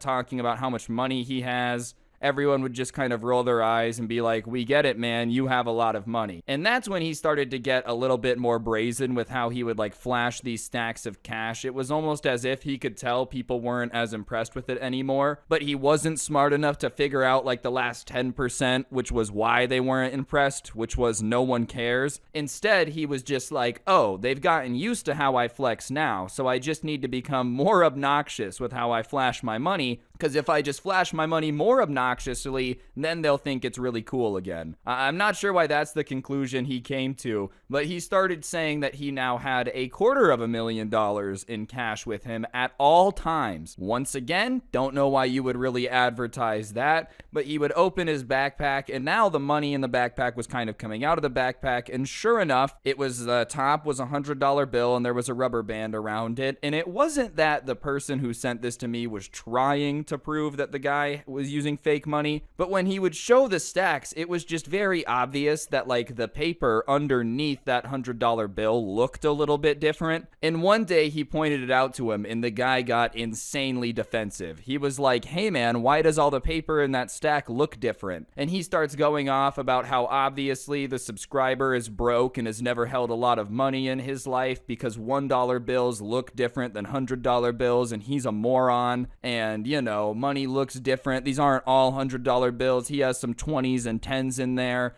And apparently the government uses different paper for each one to distinguish them and make it impossible to fake it, which is just not true. There are some differences between the dollars, but the government isn't using like different paper for each one to the point where it looks different. Yes, does a $100 bill look different than a $1 bill? Yeah, it has a little bit more anti-counterfeit measures, but you guys get what I'm saying. If you put like a $10 bill and a $1 bill on top of each other and then show it to somebody where they can't see and say which one's which, they're not going to be able to tell. And it was just weird how defensive he got. Like, if it actually was real money, you think the thing you would do in that situation is take the rubber band off and show them it's real money. You know, I just wouldn't be carrying a bunch of cash in my backpack anyways, and I definitely wouldn't be telling everyone that I have a bunch of cash in my backpack. I don't know why you would want everyone to know that you've got all this money on you. I've said that enough, but it just blows my mind you would want to tell people that you have a lot of cash on you. And so the guy was like, all right, bro, all right, like, relax. He got insanely mad, but he just wouldn't let it go. He's like, you're an idiot. You clearly have never been around a lot of money. You have no idea what's going on. And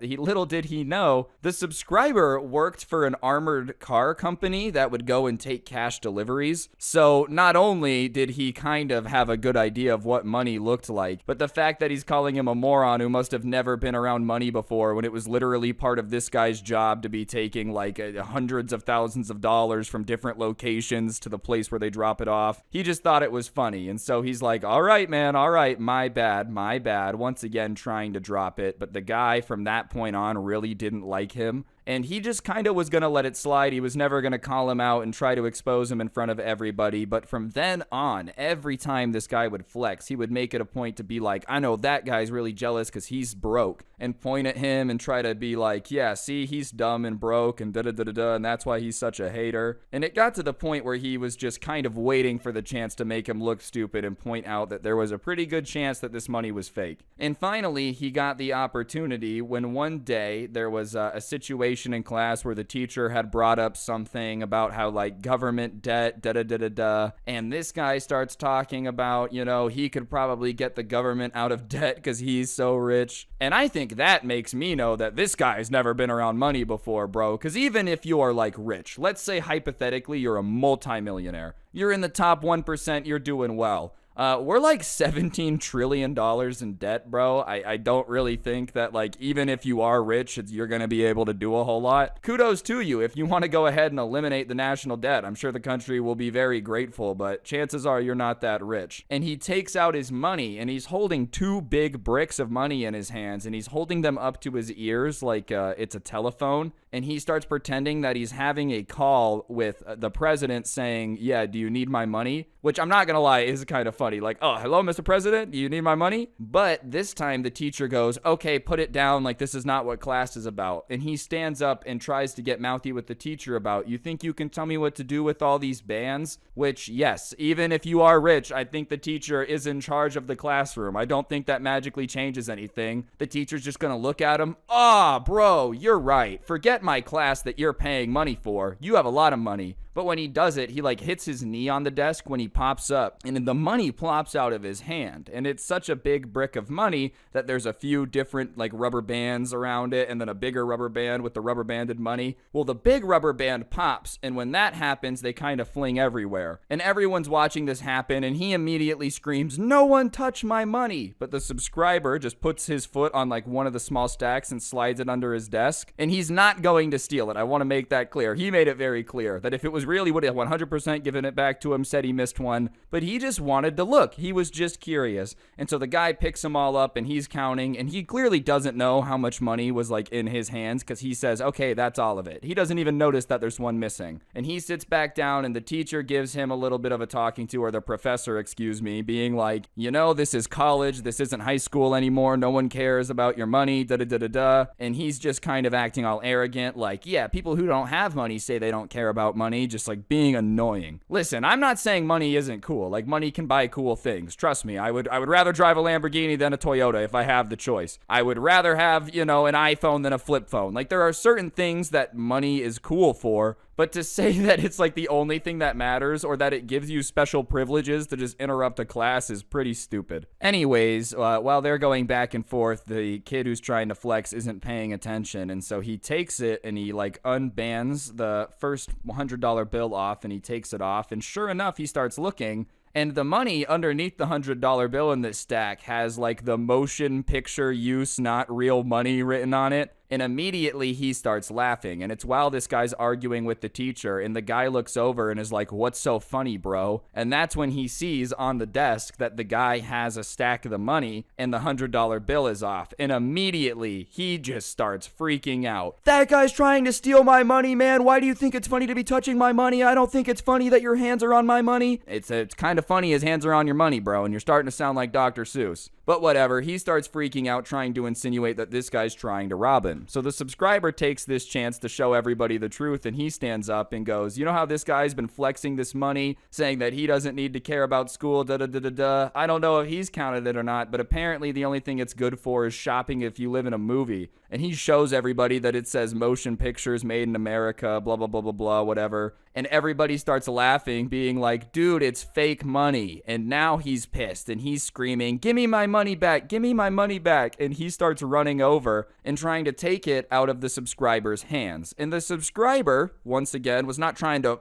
flex too hard. He just got blessed genetically. Happens to be insanely tall. Like, I'm talking above 6'5", which is just insanely tall. And the guy who was always flexing the money was probably about 5'8", 5'9", like standard size. And so he just lifts his arm straight up into the air with this fake money in it and goes, look at the fake money, look at the fake money. And he's laughing. Meanwhile, the guy that just got exposed for flexing the fake money is literally got his hand straight up, jumping, like trying to grab the money out of his hands, like, give it to me, give it to me, give it to me. Except he's mad while he's doing it. And he's like, give it to me now. And everyone's laughing. And finally, the professor is like, that's enough. Give it back to him. And so the subscriber, not wanting to disrespect the teacher, is like, all right, I'll give it back to him. So he hands it to him. And the kid's like, that is not funny. You tried to steal my money. And he's like, bro, we all saw that it's fake money. Like, come on. We all know all the money in the backpack is fake. And he's like, no, it's not fake. This is the fake money. And I use the fake money when I pull it out of my backpack. But there is real money in the backpack. And at that point, even the professor has had enough. And he's like, okay, well then prove the money in your backpack's real, because we're all tired of this. And I don't really know if that's against the rules. I don't know if they're allowed to do that. But either way, if I was in his shoes, I'd want to do the same too. Like, this has interrupted my class enough. Either put up or shut up. You're either rich or you're not. You got to prove it or like never bring it up again, dude. And even if you are rich, no one cares, man. I swear, dude. Like, I don't care if you're worth $1 billion. I don't care if you're worth $30. If you suck, you suck. Like, it just is what it is. You can be rich, bro. You can't buy a different personality. That's the reality of the situation. I actually have $8 million, but I also hate the sound of fun. Like, okay, who cares? But he gets pissed off with the teacher and is like, I don't have to prove anything to you. You have no authority over me, so I don't have to do anything. And the teacher's like, you're right, you don't have to prove it, but if you're not going to prove it, then I don't want to hear about it in my class anymore. And the guy's like, you know what? I don't have to listen to this stuff. I don't even have to be at this school. I've got the money. Like, I don't even need to be here. And he grabs his backpack full of the fake money and starts walking out the door.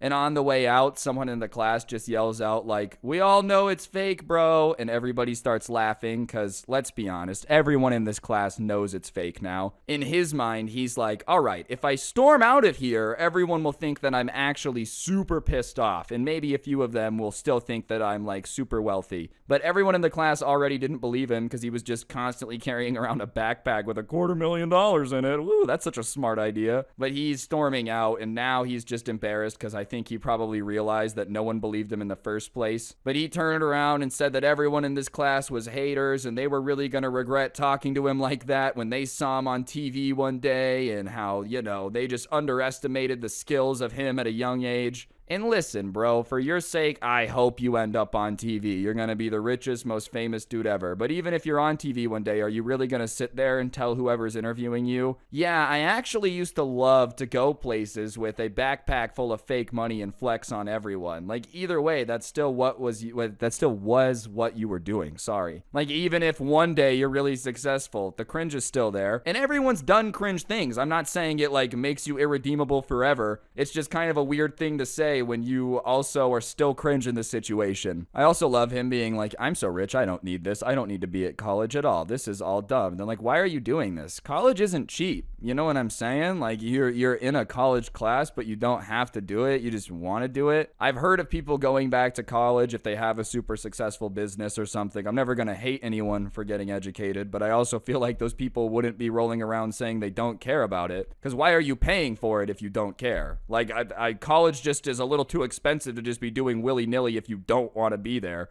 I don't know. Maybe he really is just the richest person on the planet.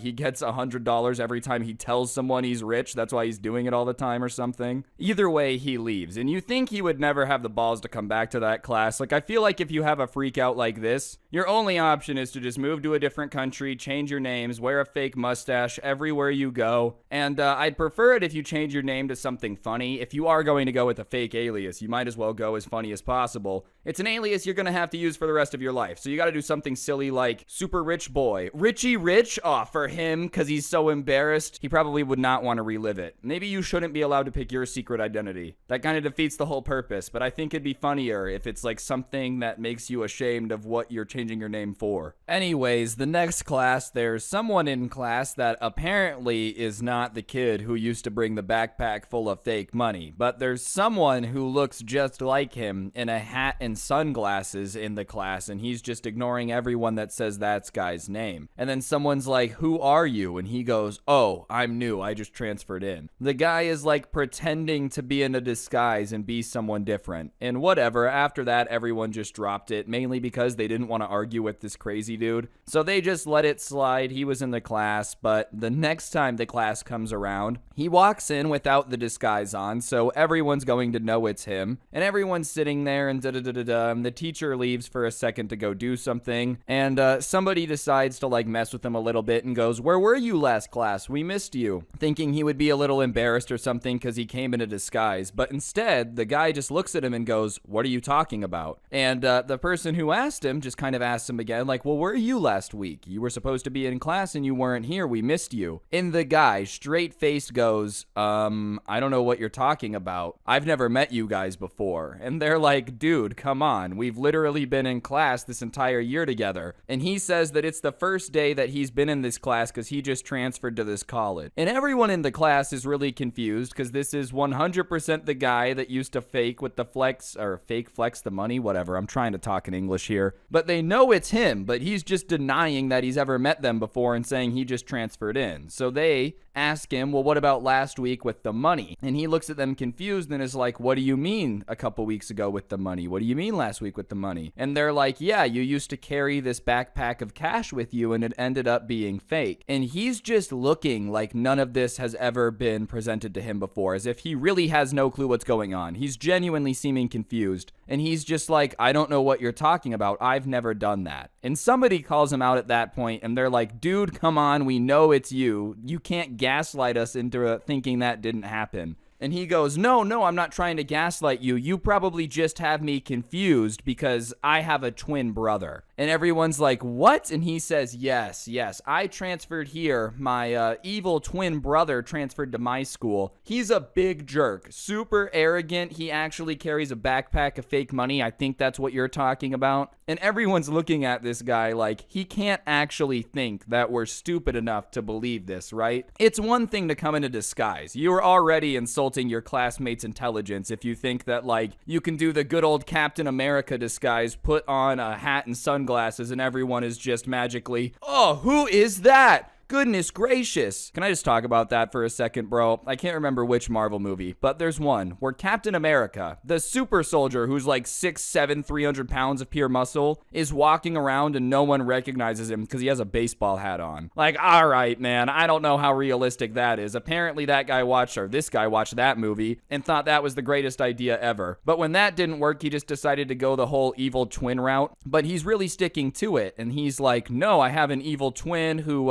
is really arrogant and we switched colleges." And everyone just tells him straight up, like, "We don't believe you. We know it's you. Come on. Like, how dumb do you think we are?" But he doubles down and is like, "I don't think you guys are dumb. Trust me. I'm so sorry if my brother did anything to upset you or make you guys feel bad, but I'm not my twin." And listen, like, it doesn't matter how hard you're gonna pretend that you are a different person. Everyone knows it's you. Because you would think if this guy's always flexing, he would have mentioned his twin at some point. That's something to flex. Seriously though, like it was just obvious that he was pretending. But whatever, the teacher walks in and he goes, "Oh, nice to meet you, sir," and tries to introduce himself, and the teacher is confused. So the class catches him up to date. Apparently he just transferred in here because his evil twin switched colleges with him, and his evil twin is the one who faked flexed the money. And the professor is like, "Well, that's weird because I don't have any new names on my roster, and I'm pretty sure the computer system would have put you on here, but your evil twin brother's name is still here." And he gets this weird look on his face, and you would think that, like, all right, he's getting a weird look, the teacher's saying his name's not on the roster, he's gonna have to come clean. There's no way he's gonna commit to just pretending to be his imaginary twin brother much longer. But he looks at the teacher and is like, "Wow, that's weird. It sure is bizarre. Maybe it'll get patched before the next class. Just make sure you mark down that I was here." And he goes and he sits down. And for the rest of the class, he keeps up the act that he has an evil twin brother and he has no clue what anyone is talking about, which is nuts. But I have to give him credit for the follow through, because it's not just that class. Everyone would mess with him every class, but for the rest of the year, he just said that he was not that guy and he was his twin, and he didn't know why everyone was so insistent that it was not him. And to give even more proof that it just wasn't his twin brother, because I know someone's going to be like, what if it was his twin brother? The other guy kept posting on social media from this college, and they could never find his brother's account. Which, I mean, if you're going to commit to pretending to be your twin brother, at least make the fake Instagram for it. But whatever, it was very evident to everyone. It was just the pure shame of it that probably made him commit to just pretending to be his twin. After all the dumb stuff he said and the fake money, he probably was just like, I have to change my name.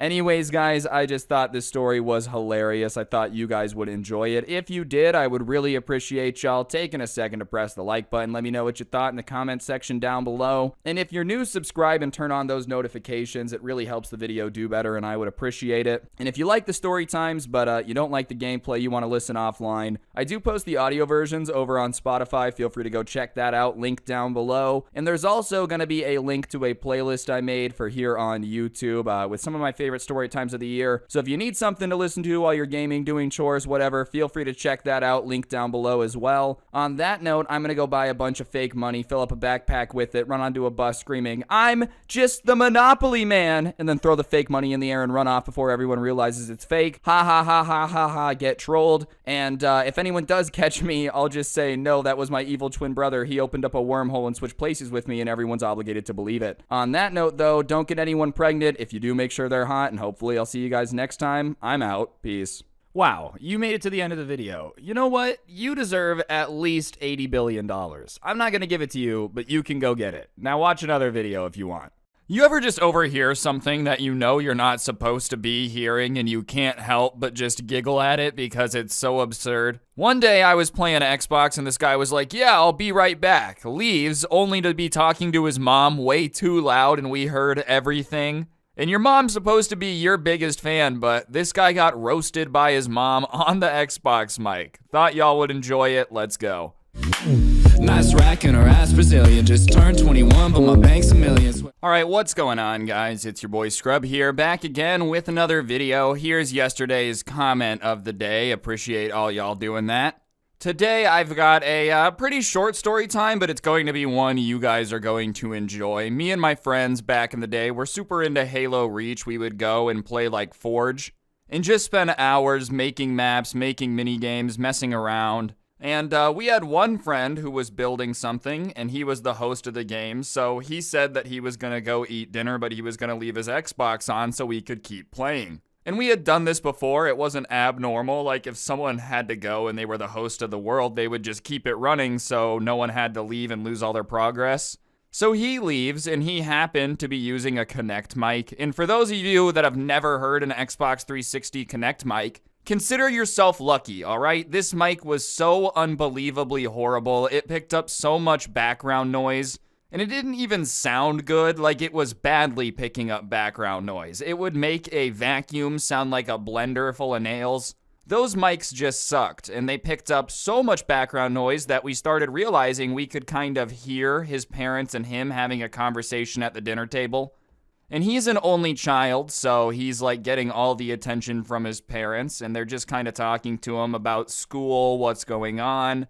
But his mom very quickly starts to get like a little heated with him. You can tell that she's annoyed because she's just asking him, what's going on with your room? Like, what's going on? Like, why is it that bad? What's going on with it? What are we going to do about it? And he's a little bit confused and is like, what do you mean what's going on with my room? And we know we're not supposed to be hearing this conversation, but we were all kind of entertained, I'm not gonna lie. And his mom starts saying that he has let his room just degrade to the point where if they had guests over, she would be embarrassed to show it to them. And she doesn't understand how he doesn't realize it's a problem for him to be living in the room in the state that it's in. And he argues back a little bit, like, what do you mean? My room's not even that bad. And she literally asks him, are you sure that you want me to, like, list off everything wrong with your room right now? And he says yes. She starts going off about how it smells. He has let trash build up in there for so long that a family of roaches had moved in. You know that's not only contained to that room either. If anything, this mom's being way more calm than my mom would have been, dude. If I ever let trash sit in my room to the point where cockroaches were living in the piles of trash in my room, my mom would have, like, I don't know what she would have done, but it would have not been fun, and it would have ended up with a clean room and me learning my lesson, that's for sure. But whatever, she starts going off about how the carpet in the rest of the house was gray. So a nice gray color, and in his room, he had managed to turn it brown. So between roaches, piles of trash, and managing to turn the carpet brown, it sounds like this guy was literally living in a pigsty. And we're all sitting in the Xbox party listening to this, like not sure if we can even believe what we're hearing because it sounds so absurd. I mean, if someone came to you and said that their room was so dirty that the carpet was brown when it used to be gray, and they have roaches because they have so many piles of trash just around their room that they've decided to move in, you would be like, wow, you still are playing Xbox in that room? You know, it just doesn't sound real. But she's not done yet. She then starts talking about how, like, the piles of trash, he won't clean his room, and the piles of trash are starting to get so bad in terms of their smell that when he opens the door, the smell, like, leaks out, which I'm actually sure is against the Geneva Convention. I know all the countries met for a little bit of the rules of war, and they said no chemical weapons. This guy's room was actually banned by that. They didn't want anything that smelled that bad getting a chance to get out into the public. But whatever, his mom is saying all of this, and he's just silent. He's not really saying anything back. Probably because he's realizing how bad his room actually had become. I don't know how you wouldn't notice that, but he was very confident that it's not that bad and had now shut up. So maybe listing off everything that is wrong with it and very clearly pointing out that, like, there's a lot wrong with it and it's not good to be living like that. Maybe he had a change of heart, was sitting there. I don't want to live with the roaches. It's not like Ratatouille where the rats are cute and want to make you food. They just want to bite you and spread the Black Plague. I also do just have to judge the parenting here a little bit. I'm not a parent, but how do you let your kid's room get that bad? Like, it is your house. You let him turn the carpet brown and get roaches? I'm not saying you should have cleaned it for him, you know, he probably needs to do that himself and learn his lesson, but you should have made him clean it sooner, because now you've just got a potential infestation. But she's still not done roasting him, bro. She starts going off about how his personal hygiene is bad too, and said, and I quote, I don't even know why you smell so bad. Why do you smell so bad?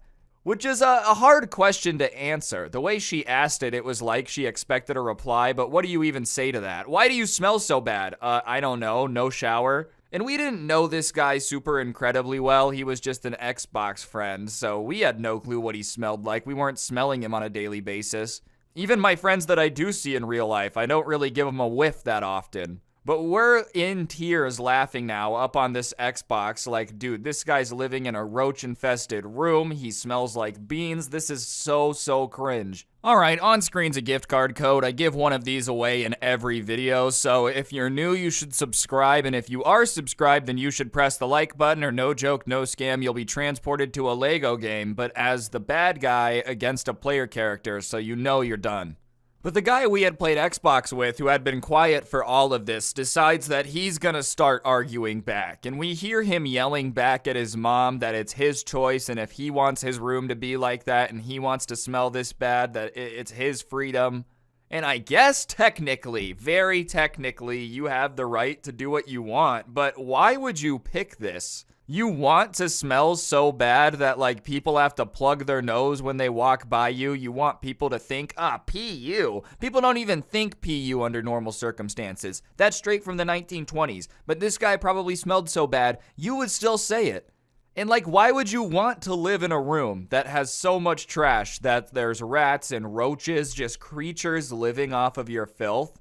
I would be so uncomfortable knowing that I had let everything get dirty to the point where it's literally infested with living creatures.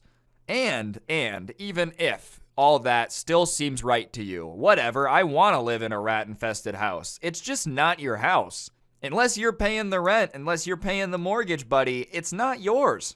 Even if you're renting, it's not yours. But your parents are the ones that really get to say what's going on in the house. So if they say you have to get rid of your cockroach collection, it's gotta go. Even though you find them scientifically fascinating, no one else is vibing with living with them.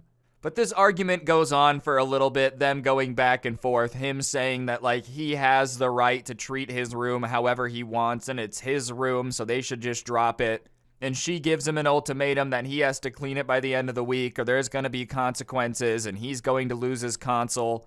Oh, wow, you're going to take away his Xbox if he doesn't pick up his roach-infested room for another week? Goodness gracious, really putting on the strong parenting there. Everybody's shaking. Wow, ooh, so scary. The argument starts winding down after that, though. There's a little bit more yelling and we hear him coming back up the stairs to his room. And all of us are still in shock about everything that we just heard, but we know that when he comes back up, we don't want him to know that we heard everything. So we just try to quiet down. We're like trying not to laugh. The entire situation was just mad uncomfortable. Like, you know when you're laughing because you're uncomfortable? But he comes back on into the Xbox and we're expecting him to say, like, I just got in a fight with my parents, I'm gonna get off or something. I don't know if he just didn't care or had the acting skills of Leonardo DiCaprio, but the guy seemed fine. He hopped back into the party chat, hit 1-800-SERVPRO, and was acting like it never even happened. We had all heard that fight. We expected him to at least be acting weird, but he seemed fine. Like his mom didn't just ask him why he smelled so bad. Like we didn't all just find out that he's got roaches right now. There was probably one crawling across his controller, but he just went back to playing video games. And we just never talked about it with him. Like, we would talk about it as a group and be like, I wonder what happened with that. That was about the extent of it. But he never let on that there was anything going on. And eventually, we just, like, stopped talking, you know. It happened where he hadn't been online in, like, 930 days. I don't really play anymore. We just drift apart. It's Xbox friends. But I don't know if he ever cleaned it. Maybe he just stayed strong. He was like, my mom has no right to tell me to clean my room. If I want to live in filth, that's my choice. Anyways, guys, that's going to do it for the video. Just thought y'all would enjoy this short little story. Thank you all so much. Press the like button, subscribe, comment. If you enjoyed, I really do appreciate it. I post videos every single day. And if you want to listen to the audio version of this, I do post it on Spotify. Feel free to check it out. Link down below, along with a link to the intro song. And last but not least, I do a podcast on my third channel, Scrubby. Feel free to check it out. Just search it up. Thank you all so much for watching. Don't get anyone pregnant. If you do, make sure they're hot. I'm out. Peace. What's going on, guys? It's your boy Scrubby here, back again with another video. Hope you guys are having a great day. I know I am. Sorry for no uploads yesterday. It was Father's Day, so I went and hung out with my dad. Hope you guys understand. You know, I hope no one's in the comments like, no, you know what? Father's Day? Where's my 2 uploads, man? I hate you. I hope you guys all had a great Father's Day, you know. Today, I wanted to talk about something absolutely insane, though. As I'm sure some of you are aware, the crypto market has had a very rocky last couple weeks. It's been up, it's been down, it's been sideways. For a little bit, I saw it doing loop-de-loops, but there was a very horrifying move that I read about in an article on CNBC talking about how there was this decentralized finance app that tried to take control of a whale's account to stop it from destabilizing the platform. Which, listen, I understand wanting stability, but I'm pretty sure that's just taking control of someone's bank account, basically, and making it so they can't do what they want. And if that's where we're going with crypto, I don't really know how I feel about it. I don't want the developer of any crypto to just be able to be like, no, your money, our money. A crypto lending app tried to take over a whale account to stop it from collapsing the system. What is up with all these cryptos and just absolutely collapsing recently? All of them like a month ago? No, trust me, bro, our protocols are sick. Now it's like locking withdrawals, trying to take over whale accounts. And I don't feel like this really happens as much with like the huge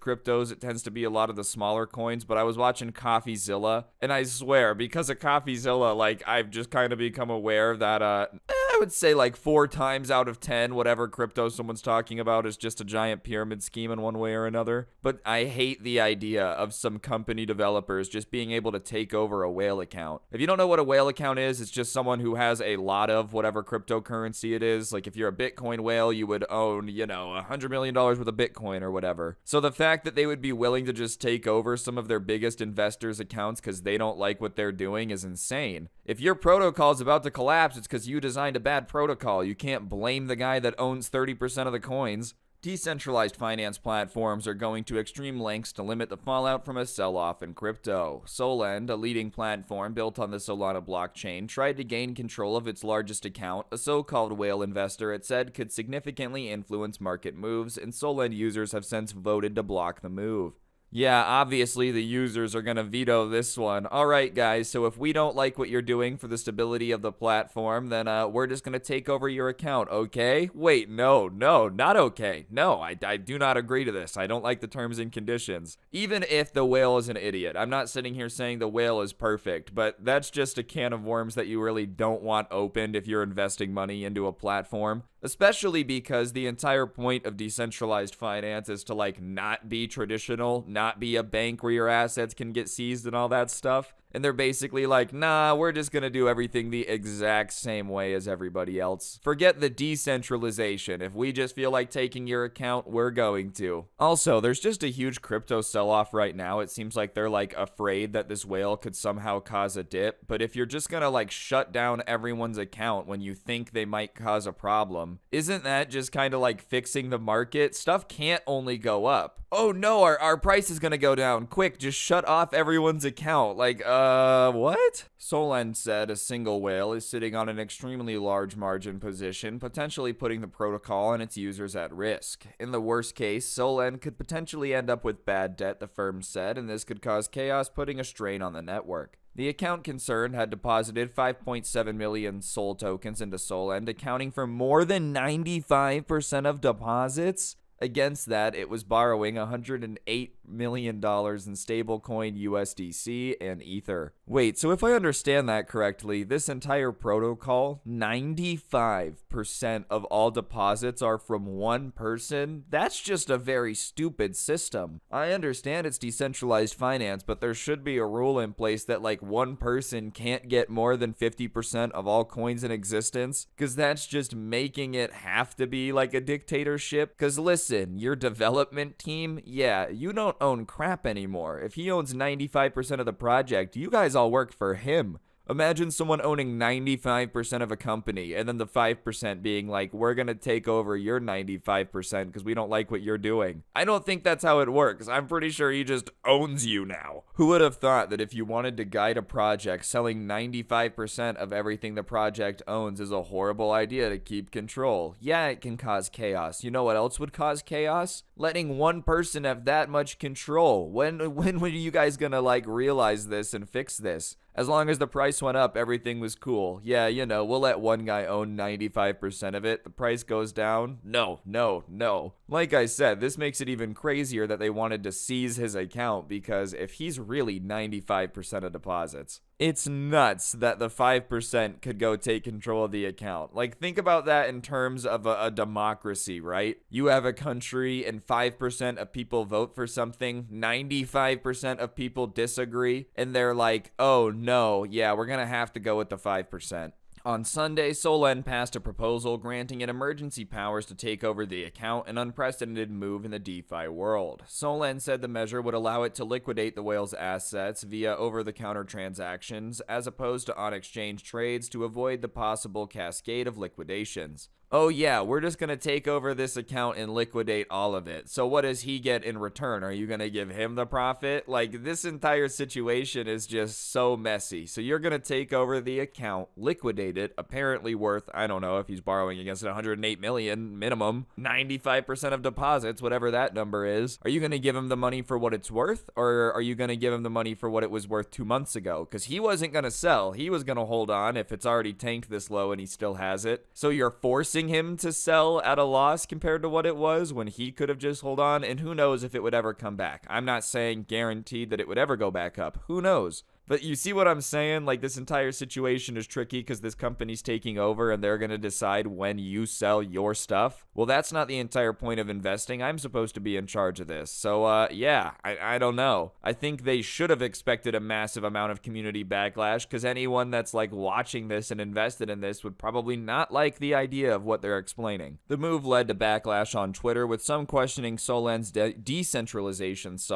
One of the DeFi's core tenets is that it's meant to do away with centralized institutions like banks. By Monday, however, Solan's users were asked to vote on a new proposal to overturn the earlier vote, and the community overwhelmingly voted in favor, with 99.8% voting yes. The debacle is a sign how DeFi, a kind of Wild West where users take on themselves to conduct trades and loans peer-to-peer, has gotten caught up in the crypto meltdown. Yeah, the stock market collapsed, crypto collapsed, real estate slowing down. We talked about inflation the other day. Economy's definitely not doing too hot, but I still don't like what this company proposed. It's also hilarious that 99.8% of their users were like, no. Was it users or was it just voting based on ownership? Because if that's the case, that's hilarious, because the guy who owns 95% just voted no, or like yes to blocking it, sorry. And what did they expect? All right, we'll put it to a vote. The guy that owns 95%, oh, thank you. Even if it wasn't just him, I'm not surprised the numbers were that high. I could see almost 100% of people saying that this was a stupid idea. The 0.2% probably either misclicked or works for the team that like proposed it in the first place. All right, guys, be sure to spread the word that we need to take over this whale's account. Wait, how did we only have 12 votes? There's 14 of us on staff. 2 of them even thought the idea was stupid. I just feel like the second you open the door to your money being able to be taken by some decentralized finance team, you might as well just put it in the bank, because at least the bank has regulations. You know, you can call corporate and complain. If the decentralized finance guys just want to take over your account and the community supports it, apparently you're just kind of screwed. I don't know, kind of horrifying. I'm not trying to be all like, oh, doom and gloom. I don't know the entirety of the situation, but from the way the article makes it sound, yeah, I would have voted against that too.